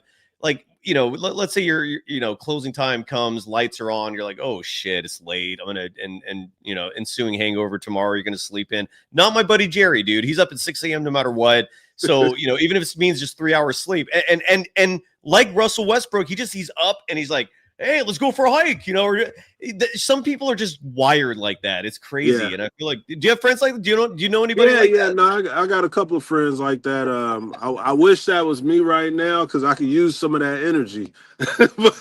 but yeah, it's some people are just wired different. And yeah, he's one of those dudes, man. And it's like, it's been, the record doesn't show it, but it's been fun watching, him with this group and just seeing the the change that just him being on the floor with these guys has created. Like he's definitely, changing, the atmosphere when he's in his short time being here. Yeah, it's. I didn't realize that the Kings feast on that. That's what they actually look for. Yeah, that's just interesting. So there you go. So the Warriors just played right into their hands. True Mentality in the chat asking, is there any competition between Podziemski and Will Richards' minutes? Undoubtedly, yeah. Because even though Brandon Podziemski, you can see it. It's obvious. I've been saying this for years. He's been saying it himself publicly. He's a point guard. That's how he sees himself. It's blatantly obvious if you watch him play. That's his position. That's what he does. It's the position he played in college, in high school. Dude's a point guard, except in Steve Kerr's eyes, because Steve Kerr is just an anomaly when it comes to positions and who should play when and where. It's exhausting. Nonetheless, yes. So to answer your question, when Steph plays and Podziemski is not used like he's supposed to, in my opinion, as a backup point guard, but rather a shooting guard, that is going to cut into Will Richards' minutes. Or if it doesn't, you'll see Will Richard playing small forward. You'll see him playing power forward, because Steve Kerr also doesn't seem to respect size that much, despite the fact it's basketball. Make that make sense. Yeah. just make that make sense, man. Like, it's unbelievable stuff that covering the Warriors, this is what we have to deal with. One thing, Nick the Greek in the chat here, and then we'll start to wrap it up. Mark, and I'm sure you got to go, and you got a family waiting for you. Nick the Greek is asking is saying that I don't talk about what's going to happen when Seth Curry and DeAnthony Melton come back in terms of who sits. Well, for tonight, for example, I also there was another player whose name I barely mentioned, Pat Spencer. He played 16 minutes and 57 seconds. Most box scores will round up and say 17. Between those 17 minutes, Buddy Hield's nearly 14 minutes. That's 31 minutes right there. GP2, it's mind-blowing to me, he's still getting minutes in the NBA. Side note, he did not play in that Suns game because it wasn't necessary. There were a few moments in this game tonight where I thought he did provide value, but just a few minutes. Like, that's to me the GP2 game, if you're going to use him effectively. A minute here and there, a very specific inbound possession, put him on the opposing team's best player. Yeah, in spot little situations like that, sure, but not 11 minutes and 24 seconds where he can cost you with either bad shots or turnovers, and he's not even an elite defensive player. So my point is, I just gave you nearly 44 minutes that could have been capitalized tonight by Seth and DeAnthony Melton. Now, when Steph, Jimmy Butler, and Dre are back, that is going to be a challenge, and that's Steve Kerr's problem. And that's my concern, is that I just don't have faith in Kerr handling those kinds of situations, because I don't see a track record of success from that. Like, when the pieces are perfect, yeah, Kerr's amazing. The system is impeccable. I've praised that repeatedly, and I think that helped the youngsters tonight, that amazing system of shot creation, ball movement, especially off the ball. Moses Moody was playing the Stephen Curry role tonight, I thought, beautifully. Just like, he never just stood still, and he caught quite a few great looks because of that. Yeah, I don't know what's going to happen. It's a massive problem. Something tells me Podziemski is going to eat up a lot of minutes that are deserved to other people, and it's going to be a mess. And this is another year of Steve Kerr basketball. Now, how are you feeling about Doug Christie, by the way? Is he a coach that you could see long term? Is this potentially like his first and last year of a full season? I think because last year he came halfway through, right? Halfway through. He is an assistant. How are you folks feeling about Doug Christie? I think it's kind of hard to tell right now. Fans, especially fans, like, they're so quick with their up and down, of feelings or whatever. They want to win, they want to win now, or that some want to tank, blah blah blah. It's a lot of mixed opinions, and it's the same in the media. I think Doug is doing a great job, honestly, or whatever. I think he's doing what he can with this roster. And now this roster has flaws in it. So it's not, I've never had the expectation that, this is a team that's going to make a deep run into the playoffs. But if they did, that's great. And it would be partly due to the job that Doug Christie and his staff would have to do. But I think he's doing a good job. I don't think there's no real complaints about him other than maybe rotation, maybe figuring out, you know, who should be starting, who should sit. But you got the difficult situation with, contracts. You got, Zach LaVine, who's been, he didn't play tonight, but he's been playing crazy. You got DeMar DeRozan, who's one of the most consistent scorers in the NBA still today, but he has limitations on defense. Mm-hmm. Domantas Sabonis, who can struggle on offense, but he's the best rebounder in the NBA. So it's like, it's hard. A lot of people love Keon Ellis. That's the thing with the Kings and their roster. It's a lot of guys that you just like. Mm-hmm. It's a lot of guys that can do really good things, and they all can't play. So that's probably that's been the toughest job for Doug Christie. And thus far, and still we're without Keegan Murray. Thus far, I think he's done a decent job, but I think we need a little more time to really dig into, like, who do we think he is as a coach.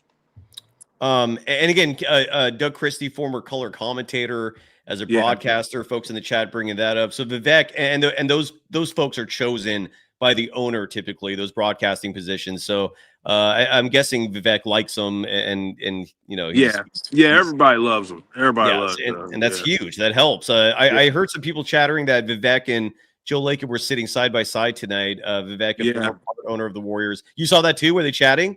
Yeah, I seen a video too where they kind of, chit chatted or whatnot. But yeah, that was pretty close. Do you want to stick around for the NBA scoreboard? I'll leave it up to you, man. Because what I do at the end of every show, I play some music, go through every score, just gives all of us a chance to keep up to date on the rest of the league. But I also know you got to run. So it's your call, brother. Yeah, I'm gonna skip out on this one, but out of curiosity. Yeah. Have you had an opportunity to see the beam yet? With my own eyes, no. Oh, okay. Yeah. Why? I haven't seen it in a while either, obviously. Are you going to show us right now? But yeah, I'm right. All right. I like that. Okay. We could get a little beam action. Hell yeah. Let me get some music queued up here. This is the tune that normally play during the scoreboard read, just to see what else is happening in the NBA. We're going to get a firsthand look at the beam. I was talking my shit last night, hoping that thing would be shining where the sun don't normally shine, but it's going in the sky. We're about to see it. It's coming. I'm fascinated. I'm actually riveted here, man. Yeah, there we go. There it is. The beam. And that thing pops from the roof of the arena. Yeah, right on top, right here. I've actually seen like pictures of it or whatever, and it's like hundreds of lasers just shooting up in the sky. So it's like it's way bigger than it looks, but you can literally see this thing. It looks huge. It looks significant. I love that the arena's all lit up like that too. That's pretty cool. Right. Don't they have a tradition at the end of every game where one of the players like punches a button to light it? Yeah. Tonight it was Dennis Schroeder. Gotcha. Got punched. Yep. Awesome, man. Promote away before you go, brother. Like people can follow you on social media at Mark Haynes NBA. Promote all your YouTube stuff, everything you want to mention. Fire away, please. And by the way, Cyrus, we almost to that 500 mark on YouTube with the Closers. If you guys follow the Closers Sports, you'll see Kings content, you see basketball content, football, a little bit of everything. Me and a few other guys are doing that. But you can follow me anywhere on social media at Mark Haynes NBA. Make sure you subscribe to the Bleav In Kings podcast. And also, I don't know if you seen, got my new podcast also with Jeremiah Solomon, Section 105. So what is that? What is Section 105? Is that part of Golden One? Like, is there a meaning to that? What is it? You're smart. You're smart man. But yeah, I try. That's exactly what it is. That's the media section here at Golden One Center, Section 105. That's where you can find me in Golden One, and you can find me on any podcast platform right there too. Section 105. Is all the content for Section 105 part of the closers? No, it's so. I'm glad you brought that up. So it's actually a separate page. It's the Section 105 pod page on YouTube. Oh, gotcha. So all right. So I would just my recommendation. Sorry for the unsolicited advice. I would double up and everything you put on that also put on the closers.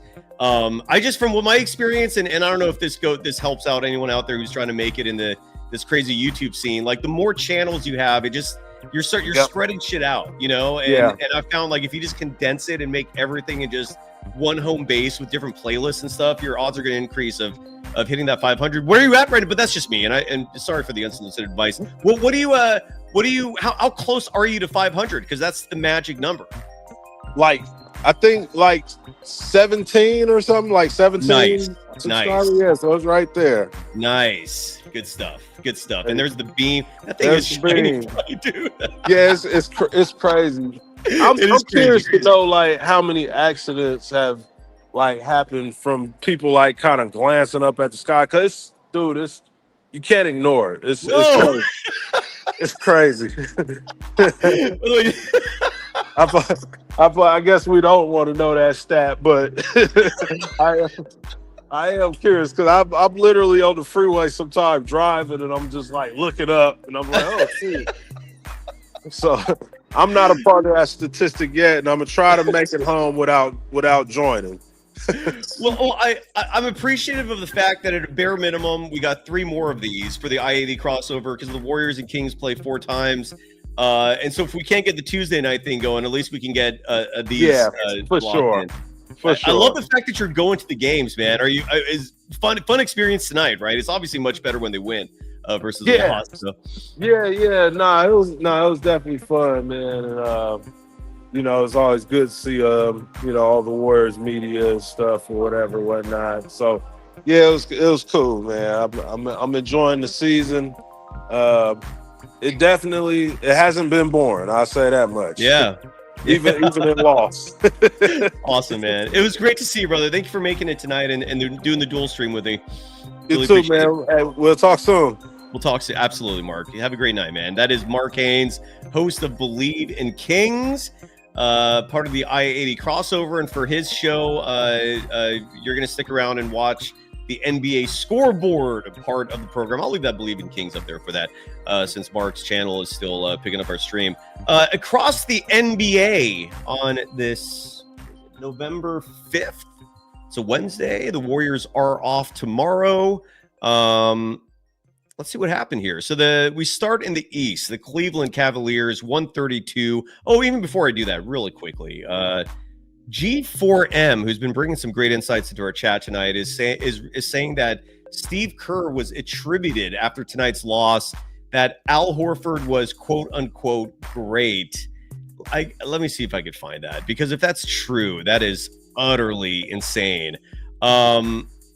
There's also a clip of Will Richard I want to play right now real fast before I get to the scoreboard. I did find one multimedia element of Warriors rookie Will Richard, again, our FanDuel player of the night. Phenomenal performance. Oh my God damn it. So Steve Kerr said that.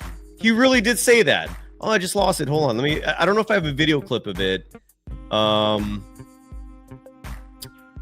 We got a couple sound bites I'm going to get to here, but Sam Gordon of the SF Chronicle quoting Steve Kerr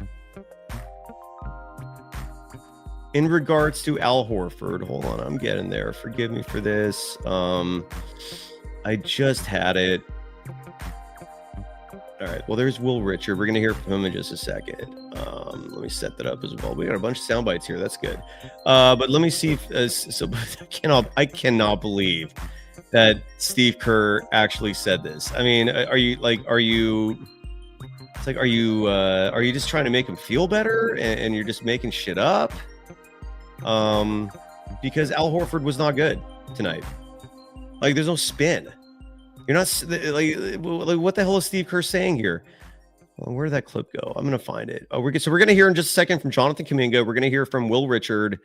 And let me see what. Okay, here. No, Come on, Sam. Where did your tweet go? I'm like digging through a million posts right now.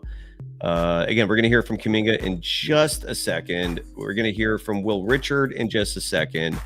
But there is this quote of Steve Kerr.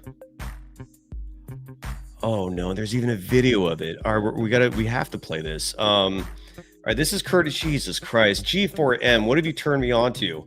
This night was going to end smooth and just chill, and you raised awareness of a thorn in my side. Well, let's hear from Kerr. This is courtesy of Anthony Slater, who was at the game tonight, clearly, and this is Steve Kerr. Really quickly here, let me turn the music down so you can hear this clearly. Turn the volume up on your devices, please, because again, this is from Anthony Slater's cell phone, so the audio might be kind of low. And this was Steve Kerr after the game talking about Al Horford, where he mentioned that he thought Al played great. What? Back on track. You just got to keep playing. I thought Al played a great basketball game tonight. The ball didn't go in. He took all the right shots. They all look good. They're going to go in. He's Al Horford. We know what kind of shooter he is. His presence defensively, his rebounding. He's a hell of a player. It's just a slow start for him. To be expected, honestly, when you go to a new team, and I'm not worried about Al at all. Back on track. Oh my God, are you kidding me? I don't want to ever hear Steve Kerr say about anybody ever again that he's a hell of a player. This guy is just a cliche machine, just talking point, coach speak, talking point. Like dude, it's insanity. Young Wes in our chat saying get Kerr on the show. Tolbert had him on his show. Wes, I'm guessing you're being facetious here. Tom Tolbert and Steve Kerr played together in college. They have a long relationship together. So of course they're gonna, they have a relationship. Oh my God. Yeah. Brandon is right, saying Al Horford's getting free money. Yes, he is. KKS in the chat saying he didn't say Al did well. He literally just said he played great. KKS. Apparently you need to hear it again. Let's hear it again. Keep playing. I thought Al played a great basketball game. Did you hear that? I thought Al played a great basketball game tonight. Did you hear that? I thought Al played a great basketball game tonight. Yeah, he said that. He said Al Horford played a great basketball game tonight. I know he followed that up by saying the shot's going to start falling, but he also said he saw him make great plays defensively. He did? All I remember seeing is Russell Westbrook schooling his ass. Like just having him on skates, on his heels. Oh my God. This guy, dude, Steve. Oh my God, man. Steve Kerr. Jesus Christ. Let's play something better than that. That is just. Woo! Let's hear from rookie Will Richard. This is courtesy of Kenzo Fukuda with clutch points. In regards to just being having a stay ready approach, and apparently he was also asked about Steve Kerr calling him a connector. I'm not making that up. Jesus Christ, dude. When is this over? When do we not have to have Steve Kerr anymore? Like, it's 12 years is too much. It's enough. I'm exhausted from this man. Please just get Steve Kerr out of my life. Please. Like, I'm exhausted. I'm done. He has fried my brain. Just a poster child for ineptness, yet fooling a good half, 2/3 of a populace into thinking that he's actually a genius. and that he's competent. Oh my God. Well, good news is now we have Will Richard, who apparently in Steve Kerr's eyes is another connector. To not just starting, but playing the way you did tonight. I mean, it's adjustment, but you always gotta stay ready, and I'm a big believer in controlling what you can control, and whatever role I'm in, I want to do whatever it takes to help the team win. So whether not playing, I just want to see us win. Steve says you're always in the right places, connector. How do you kind of learn how to be like connector and be in all the right places? Yeah, I feel like it started during camp, just asking our vets a lot of questions, seeing what they like on the floor, how they think about the game. I feel like that's helped me learn a lot quicker than most rookies, because I've just been asking them questions, trying to get on the same page with them. To not just All right, let me stop sharing that. So that was Will Richard, just talking about, just his first game, just talking about being a connector. Desiree, the ever propagandist for Steve Kerr, just one of the many out there who is just endlessly fooled by this man into thinking that he actually knows what he's doing, saying you got to diss the coaching staff, not just Kerr. Why? He's the head coach. He picks the assistants. He's in charge of what they do. Why? Like, what's the point of pointing out the assistants? At what point is the culpability going to fall and rest on the man in charge? I also have no idea how much influence the assistants have. I knew how much influence, and I knew exactly what Mike Brown was doing, which is why I pointed out forever when he left that there was going to be a massive void to be filled there, largely because of the work ethic.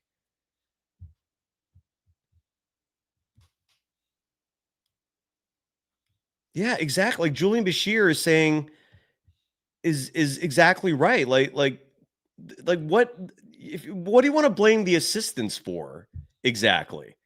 They don't control the minutes. That's like 95%, 99% of the issue is the minutes. Who plays when? Rotations. There's only one person in charge of that. Desi is saying you don't know what happens behind the scenes. Yes, I do. I know exactly what happens behind the scenes. The assistants are scared of this man. They don't challenge him. He is in control. He decides the minutes. Stop assuming what you think I know and don't know, kid. God damn. And Anna's saying just put Chardol on. I don't know where Chardol is.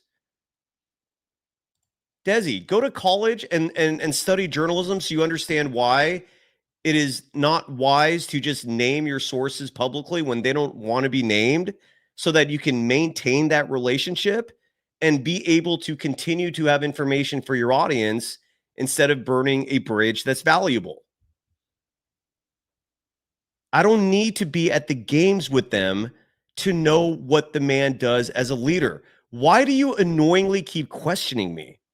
What have I ever done to make you question my credibility? I've been a journalist, a media professional for 25 years. Why do you question me, dickhead? That gets annoying at a certain point.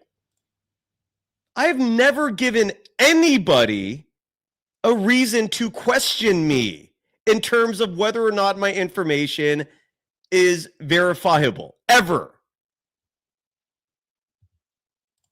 Oh, look, another contrarian statement from Desi. How do you know Kerr's relationship with the coaching? Because I talk to people in the building, and I also have literally had relationships with his previous assistants. So I know exactly the dichotomy of Kerr's leadership structure and how it goes down from the triangle. Now Desi's saying, you're not Anthony Slater. I'm sorry. Is he an award-winning journalist? Because I am. Have I broken pretty much as many stories as Slater? Yes. Have I covered the Warriors for at least 10 years longer than Slater? Yes. Desi, do I need you in my life? No. Tread carefully, please. Because the disrespect is, dude, I'm like right here. I just don't need this shit, all right? God damn, man. No, Chardal is not here. I even emailed him a link. I don't know where he went. I emailed it to you, Chardal. Check your email. Let's get the music back on. Oh, no, we got a couple of their sound bites real quick. Let's hear from Jonathan Kuminga, who, Desi, do you know, again, this is where your ignorance is really annoying. Like, don't make me block you. Like, because people like you deflecting and diverting my attention because you gaslight, that hurts the show. Me blocking your ass forever so I never have to deal with you again doesn't hurt the show. Tread effing carefully with your ignorance here. I have traveled. I have covered the team at home and on the road. Just because I'm not doing it at this exact moment does not mean I don't know what's going on. They have this thing called phones, in case you haven't noticed, where all you have to do is literally text someone to find out what's going on, and you get your answers in 2 seconds. You can pick up a phone and call them. And most of these people who travel, side note, Slater's not the only one who's traveling. Danny Emmerman travels.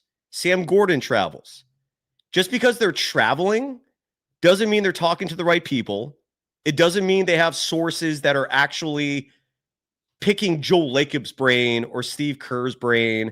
98% of these sources are agents. And I also know agents. So, again, yeah, one more, Desi, one more. You're officially like, I'm ready to move on from you forever, dude, because you're not worth it. And then you can go and kiss whatever other show's ass that you actually think knows better or knows more. I'm really done with. Okay, we got Chardal. Good. I'm going to get to you in 1 second. Let me really quickly bring on play a clip from Jonathan Kuminga.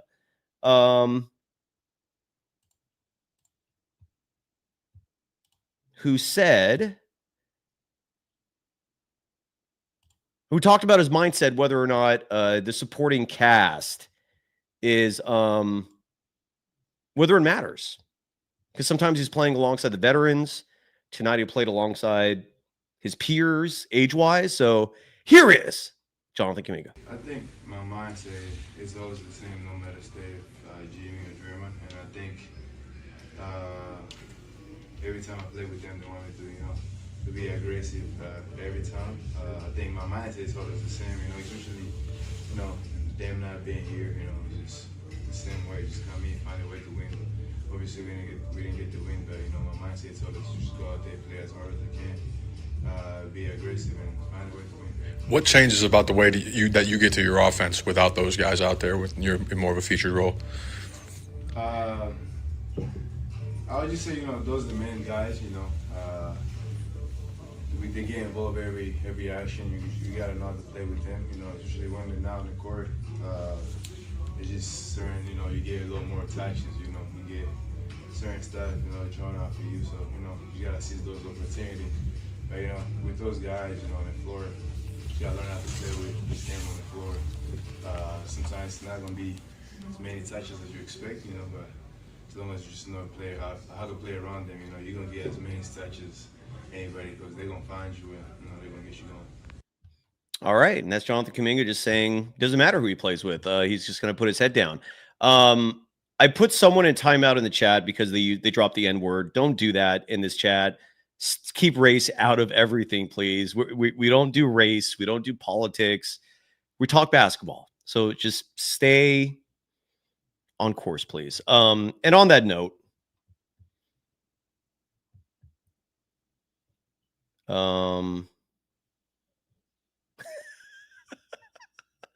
are we ready for Chardal?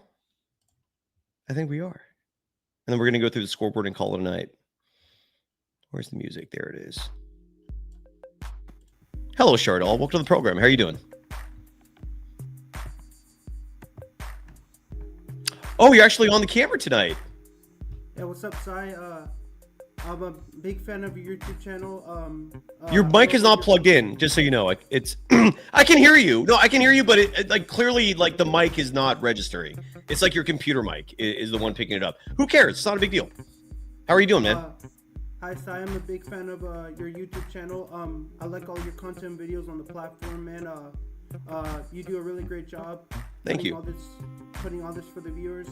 The Sacramento Kings take down the Golden State Warriors 121-116. What were your thoughts on the game today? I love the youngsters.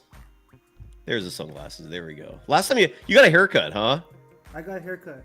You did. Looks good. The youngsters. I love that. This was one of those like losses where you take a lot away from. That's a positive.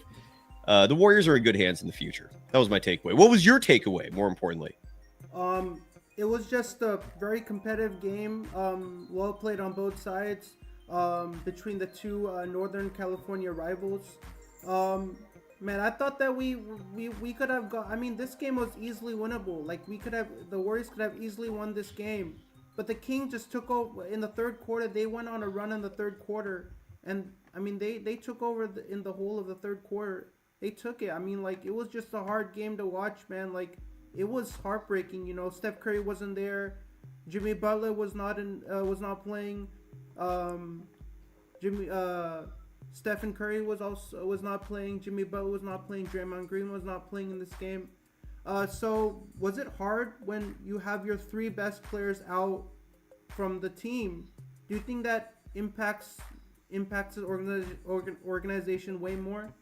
I think when DeAnthony Melton and Seth Curry are back, and if Kerr actually plays them, instead of giving GP2, Buddy Hield, and Pat Spencer minutes. Side note, there was, in fact, a moment tonight, and no coincidence, in that moment, the Warriors saw their lead evaporate. There was a moment tonight where we had Brandon Pajemski, Gary Payton II, and Buddy Hield on the court together. And huge surprise. In that stretch of time, the Warriors were getting their asses kicked. I think the Warriors have a huge coaching problem, Chardol. That's my bottom line. I think they have a massively huge coaching problem, and if he doesn't figure shit out in terms of who to play, who not to play, this season is not going to go well. I mean, that's my bottom line. I don't know. That's just me. Great head coach, but he's stubborn in ways. Like the lineup he sets out there every single day, he puts players in there that should not be in the lineup. Like he should not be putting players in the lineup that will cause the team to actually fail than succeed. Correct. I agree. And do you agree? Do you disagree with? Do you agree with Mike comment that Steve Kerr is stubborn sometimes in the ways how he thinks? What goes on in that guy's mind? Yeah, 100%. Let's hear from Jonathan Kuminga one more time, because this soundbite pertains exactly to a subject we talked about extensively on the show tonight, and that was the third quarter, which was a disaster for Golden State. They got outscored by 12 points, and a lot of that was because of turnovers. One stat I did not mention in that third quarter was the turnovers itself. I mentioned the fact that the Warriors had 7 free throw attempts to 18 for Sacramento. The Warriors were called for 11 fouls to 6 for the Kings, and the Warriors turned the ball over in that quarter 7 times to 5 for the Kings. So there wasn't a big disparity there, but Sacramento scored 10 points off those turnovers. The Warriors scored just 2 off Sacramento's. And I think that a theme go ahead. Yeah. My take on tonight's game, I'm saying when you commit so many turnovers, how are you going to win a basketball game when you commit so many turnovers? That is, you can't win a basketball game when you commit like 7 turnovers. You give the ball. Agreed. How are you going to win a basketball game when you do that shit? Like, how are you? Agreed. Win? Like, and a disturbing trend I noticed is right? As we're talking, is sense. the Warriors failed to capitalize off their turnovers. Again, they got outscored by 19 in terms of points off turnovers. Here talks about that. That's why I want to play this clip. This is courtesy of where's this from? I apologize, real quick. This is courtesy of Kenzo Fukuda, again, who's with Clutch Points, beat reporter. Here is Jonathan Kuminga. Turn your volume up on your devices, please. The levels will be low. Wait a second. Hold on. Am I sharing this right? Something looks wrong here. I'm not sharing this, am I? You're fine. You're fine. Hold on. No, I'm not fine. Look at the screen. Here we go. Okay. Here is once again Jonathan Kuminga talking about just what went wrong in that third quarter. I think we came out with great energy, just going towards third quarter. start turning the ball over, start fouling a couple shooters. I think that took the energy out of all of us, especially after every turnover we did, including mine. They were able to score after every turnover. I think it's just something we just gotta go through out there, especially around that time. A lot of people are tired or something like that. We just gotta find a way to execute certain plays when we're tired, or just shooting in third quarter. There you go. So that's Jonathan Kuminga talking about turnovers, really just being costly, especially in that third quarter. Julian, no, I saw a chat somewhere where, it was Julian, yeah, saying, have you ever had a dream where you want to do something but you can't do it? What's your point? Why are you writing this? Never mind. I don't know when we went there. All right, let's go to the scoreboard going around the NBA. Shardal, you were missing when Mark was here. I would have introduced you. Did you like seeing the beam? I love seeing the beam. I don't know if I loved it, but it was cool because it meant the Warriors lost. You know what I'm saying? So am I? The next time the Warriors play the Kings on the I80 Crossover, am I welcome at all 3 shows when Mark Haynes is on? Let's go one game at a time, but we'll say yes for the next one. All right. Let's go one game at a time. One game at yes. So Shardal, you ready to go through the rest of the NBA scoreboard tonight? Can you introduce me to Mark Haynes next time I come on? Sure, absolutely. You just got to get in on time. The Cleveland Cavaliers, 132-121 winners tonight over the Philadelphia 76ers, who got off to a hot start, but they're sliding lately. Donovan Mitchell, 46 points, 8 assists in the win. Tyrese Maxey, 27 points, 7 rebounds, 9 assists in the loss. The game played in Cleveland. The Cavs improved to 5-3. The Sixers drop to 5-3. This game features some crazy injury news. The Detroit Pistons, after a slow start, are rolling now. 114-103 winners. Side note, Mark Haynes and I included the Pistons over for their wins total as a lock, and that's looking good right now. Again, 114-103 the final. The Pistons improved to 6-2 on the year after tonight's win at home. The Jazz dropped to 3-5. Jalen Duren, 22 points, 22 rebounds. And for the Utah Jazz, Walker Kessler out for the year. And this was a center that a lot of Warriors fans, his name had been brought up in terms of a possible trade target. Not happening because he's out for the year. So as a Warriors fan, the Warriors are highly inconsistent. Like, they go on a massive run, they win, and then they lose, and then they win and they lose. I'm like, be consistent in sports. You gotta be consistent.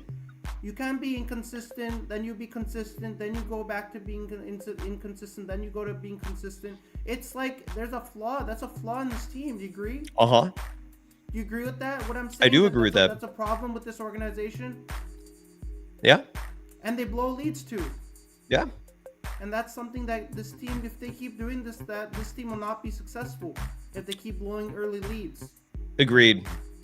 And Agreed. I don't appreciate that, because I've been a fan of this organization for so many years, and I've been going to the Warriors Stadium, and I just don't appreciate when we can't capitalize and we lose.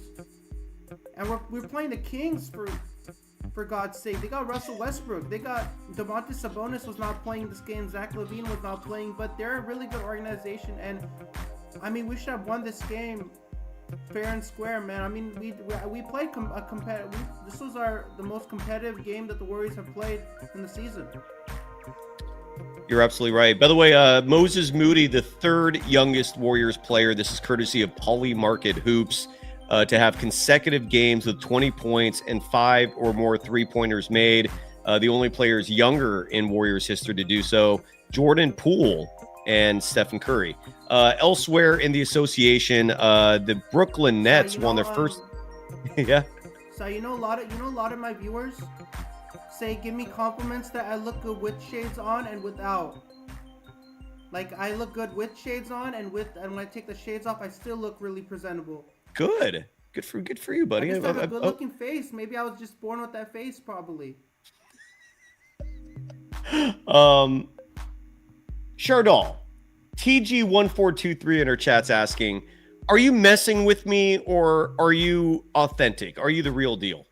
I'm the real deal. I'm not messing with Sai. I know you are. I just wanted. I think the audience wanted to hear that from you. So look at Arquitas family. They're calling you sexy. Hey now. Elsewhere in the association, the Brooklyn Nets first win of the season. They're now 1-7, 112-103 winners over the Indiana Pacers, who drop to 1-7. The Pacers' lone win, of course, coming against the Golden State Warriors in the disastrous game. Michael Porter Jr., 32 points, 11 rebounds, win after the off, 23 points, 6 rebounds, 10 assists in the loss. Again, Brooklyn improving to 1-7. The Pacers, who lost this game at home, dropped to 1-7. The Boston Celtics improved to 4-5. At home tonight, defeating the Washington Wizards 136-107. The Celtics, who don't have Jason Tatum for the whole year, improved to 4-5.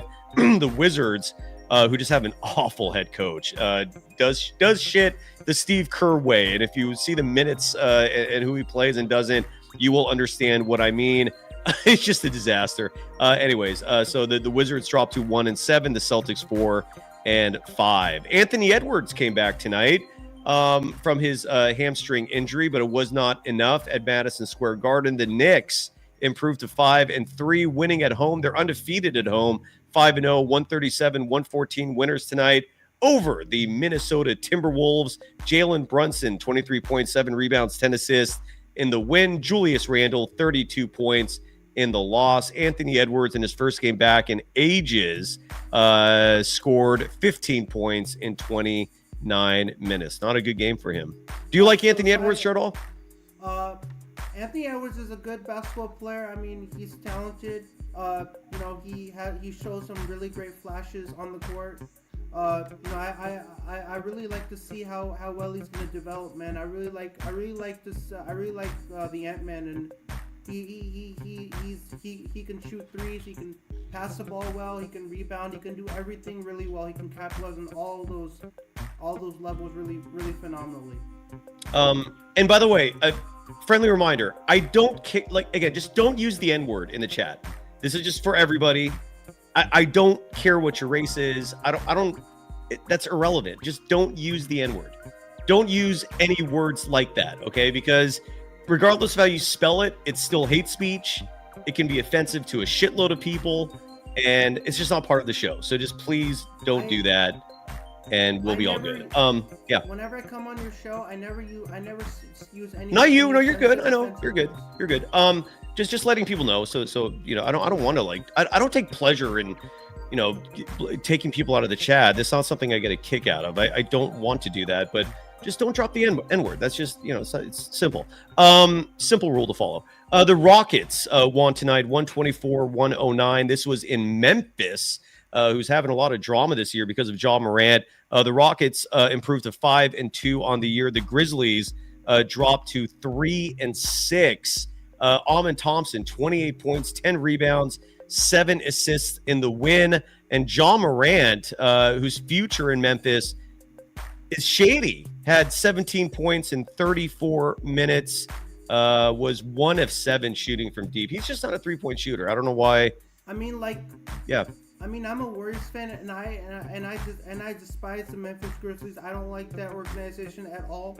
And Ja Morant has been a controversial figure in the whole NBA with the gun waving celebrations, and at a party now he's doing a grenade celebration. So this guy just is he still doing that? At first he did a gun waving celebration, and then they changed that to a grenade celebration. Ooh, I remember that. I thought that was last year, though. But anyways, it doesn't matter. And I don't agree, and I don't like Ja Morant, and he needs to stop, because if he keeps doing all these controversial things, he's gonna get kicked out from the whole league. He's got a maturity issue. That's the interpretation I'm getting here. By the way, Shardall, which team, in your opinion, is worse? The New Orleans Pelicans, who won tonight on the road, their second game of the season. They improved to 2-6, 101-99 the final. Sadiq Bey, a name that was once linked to the Warriors very briefly, 22 points, 9 rebounds in the win. I didn't know Saddiq Bey was even on the Pelicans. The Dallas Mavericks were the losers in that one. They played in Dallas. So the Mavericks dropped to 2-6. Cooper Flagg, the rookie, the top pick, who's still 18, by the way, which is insane. 20 points, 9 rebounds, 2 steals in the loss. Shardal, who is the better team, the Pelicans or the Mavericks? The New Orleans Pelicans are a much worse basketball team. Okay, all right. I'm with you on that. I agree. I think the Mavericks still have hope in this season, even though it's slipping away fast. So in the NBA draft lottery, Cooper Flagg was supposed to go to the Utah Jazz, but he went to the Mavericks. And one of my friends, who's a massive Utah Jazz fan, he loves his team to death. He loves his team so much. He streams most of every single game on his channel. He's like, he doesn't miss a single game because he likes the Jazz that much. He was really fed up when he didn't go to the Jazz and he went to the Mavericks. You think so? Because Cooper Flagg was supposed to go to the Utah Jazz, but then the draft lottery, something happened. Something went terribly wrong in the draft lottery, and then he went to the Mavericks. So he was like, he was like saying Cooper Flagg to the Jazz. Like, I was filling his little comment section saying Cooper Flagg to the Utah Jazz. He's gonna go to this guy. The man's gonna get a season on the Jazz. When he went to the Mavericks, he was like, what kind of thing is that? Like, the draft lottery is rigged. I'm just reading. You're right. It's rigged. It's very sussy that the Mavericks. That's why people never like streaming the NBA draft lottery. I hear you on that. Someone in the chat kept saying bring up Nikola Jokic. He had a big game tonight. Yes, he did. We have 3 more games. We're done. The Denver Nuggets improved to 5-2 on the year. 122-112 winners tonight over the Miami Heat. The Nuggets improved to 5-2. The Heat dropped to 4-4. And that's the next Warriors opponent. This game was played in Denver. Nikola Jokic in this one, filling up the box sheet. 37 minutes, 33 points, 10 rebounds. No, let me start over here. I got that wrong. Sorry. Forgive me. Let's start over.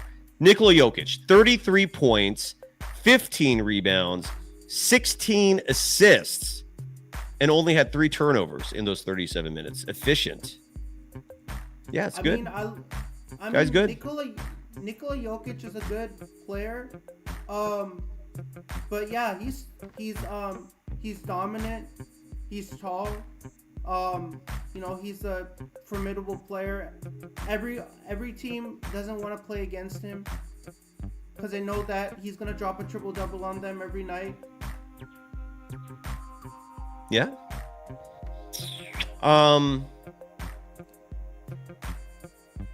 I feel very confident showing my camera on showing.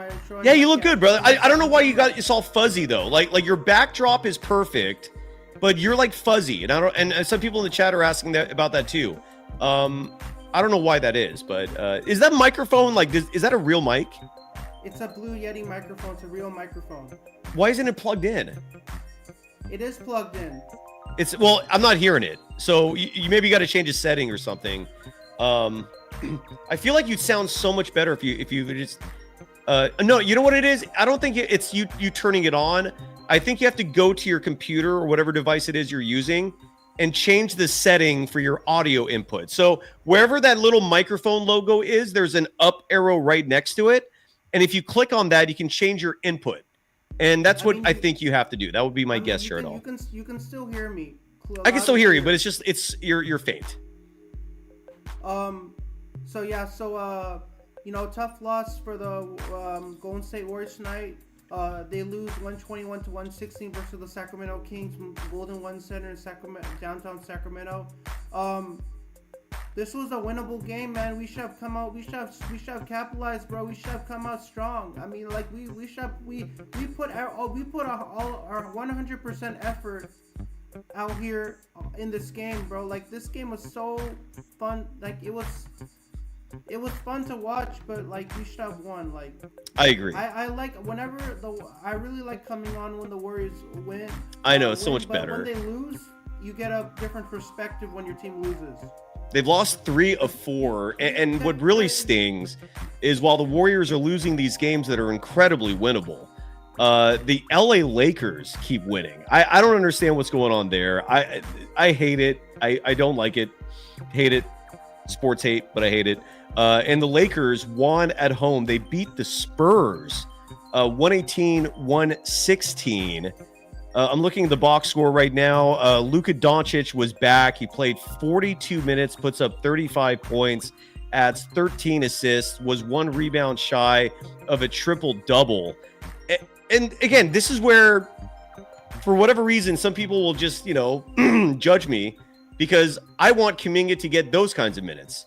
Like if Jonathan Kuminga was playing 42 minutes, he'd be putting up like 35 points, 15 rebounds. The box score would be absurd, and the Warriors would probably also succeed. It wouldn't be empty stats. But Steve Kerr. Steve effing Kerr. Who just has no clue who to play when. And one last game, Chardal, and we're done. The OKC Thunder, the reigning world champions, 121-119 losers to the Portland Trailblazers. Their first loss of the season. The Thunder dropped to 8-1. The Trailblazers, who they're a good team. They improved to 5-3. They're actually ahead of the Warriors in the standings right now. Sad but true. Shai Gilgeous-Alexander, 35 points, 9 rebounds in the loss. Deni Avdija, 26 points, 10 rebounds, 9 assists in the win. 1 assist shy of a triple-double. And that's your scoreboard. Chardal, any final thoughts? So for me, the Oklahoma City Thunder are one of the hottest teams right now in the NBA. They have a 8-0 record. I mean, they're killing it. SGA just having the time of his life, going out there and playing on that court and just putting a show for everybody. That's what SGA does every night. He puts on a show every night. He's been putting 50 points consecutively in every game he's been playing. He's been putting up like 50. That other day he got 31. So he didn't get 50, but he just puts on a show for all the fans out there in Oklahoma City, man. Just like it's just the type of player that he is, and he just wants to put on a show, and he wants to put a spectacle for everyone out there on the court. One last clip we're going to play tonight. This is courtesy of KNBR. And this clip is Jonathan Kuminga talking about what Draymond Green said to him after one of those travel calls. In case you missed the beginning of the show, we talked about Jonathan Kuminga having 5 turnovers in this game, but it felt like all 5 were like these weird travel calls. Like I think literally just all 5 were travels. Correct me if I'm wrong on that. It felt like it. And Draymond had some advice for him. Here's Kuminga explaining what that advice was. And KNBR usually has good audio. Let's see what happens here. I had score over small guard, and it's one thing because the guy called a travel on me, and he told me, you just score over a small guard based on playing off 2 feet. Don't try to bully him or any of that. Just find a way to get off 2 feet, and you're gonna be able to raise over him. And it was just being out there, evade, watching the game, and trying to help us, feel comfortable as much as we can out there and find a way to win. I had school. Could you imagine if Kuminga started playing 35 minutes a night 2 years ago, 3 years ago? Imagine where this guy would be right now. Imagine where the Warriors would be right now. And people still wonder, like, Sai, why do you get all riled up some nights? It's because it's frustrating how this guy's treated. It would have been a whole different ball game if that happened. If he played 35 minutes every single night, dude, it'll be a different ball game, man. Like completely different. It'll be a very different ball game, right? It'll be kind of fun to watch if he did that. Ken Valentino in our chat saying Steve Kerr, when DeAnthony Melton comes back, is going to be playing the center position. Chardal, you were fantastic tonight. I think we're done. Real quick before we go, the holidays around the corner, and we've got some awesome merch. I'm going to put you to the test, Chardal. I'm going to show you some swag. I should be an analyst for the Warriors because don't I look like I can be an analyst, work for the media for Warriors? Sure. Why not? I could work for the media. I like to have that badge, the media credential badge. I can see that. Suit, walking into the thing. I can see that. I get to be on the court the whole time, I could see all that, yeah. And that's special. That would be really special to be the only person to be wearing that badge and being there on the court with all the walking around, being around all the players, being around Steph Curry, being around Draymond Green, Jimmy Butler. Chardal, would you? This is some of our merch store. All you got to do to find it is go to YouTube. It's also in the description, a direct link to this page here. Would you wear any of these clothes? Like whether it's this SF Surf Company hat, the dog surfing tee or shirt? I would wear that. I would look good in that merch. Ask your dad to buy a whole bunch of stuff, will you? I'll ask him. Thank you. You're a good man. You're a good man, Cheryl. I feel very confident being on camera.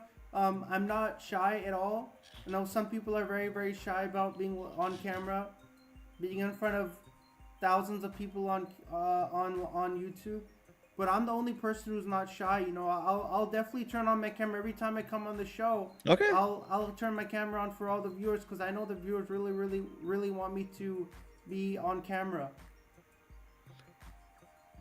Sounds good. So I'm gonna be on camera every time I come on the show. I'm gonna turn. Dude, just do whatever you're comfortable with. That's all. That's all I ask. I feel comfortable turning my camera on.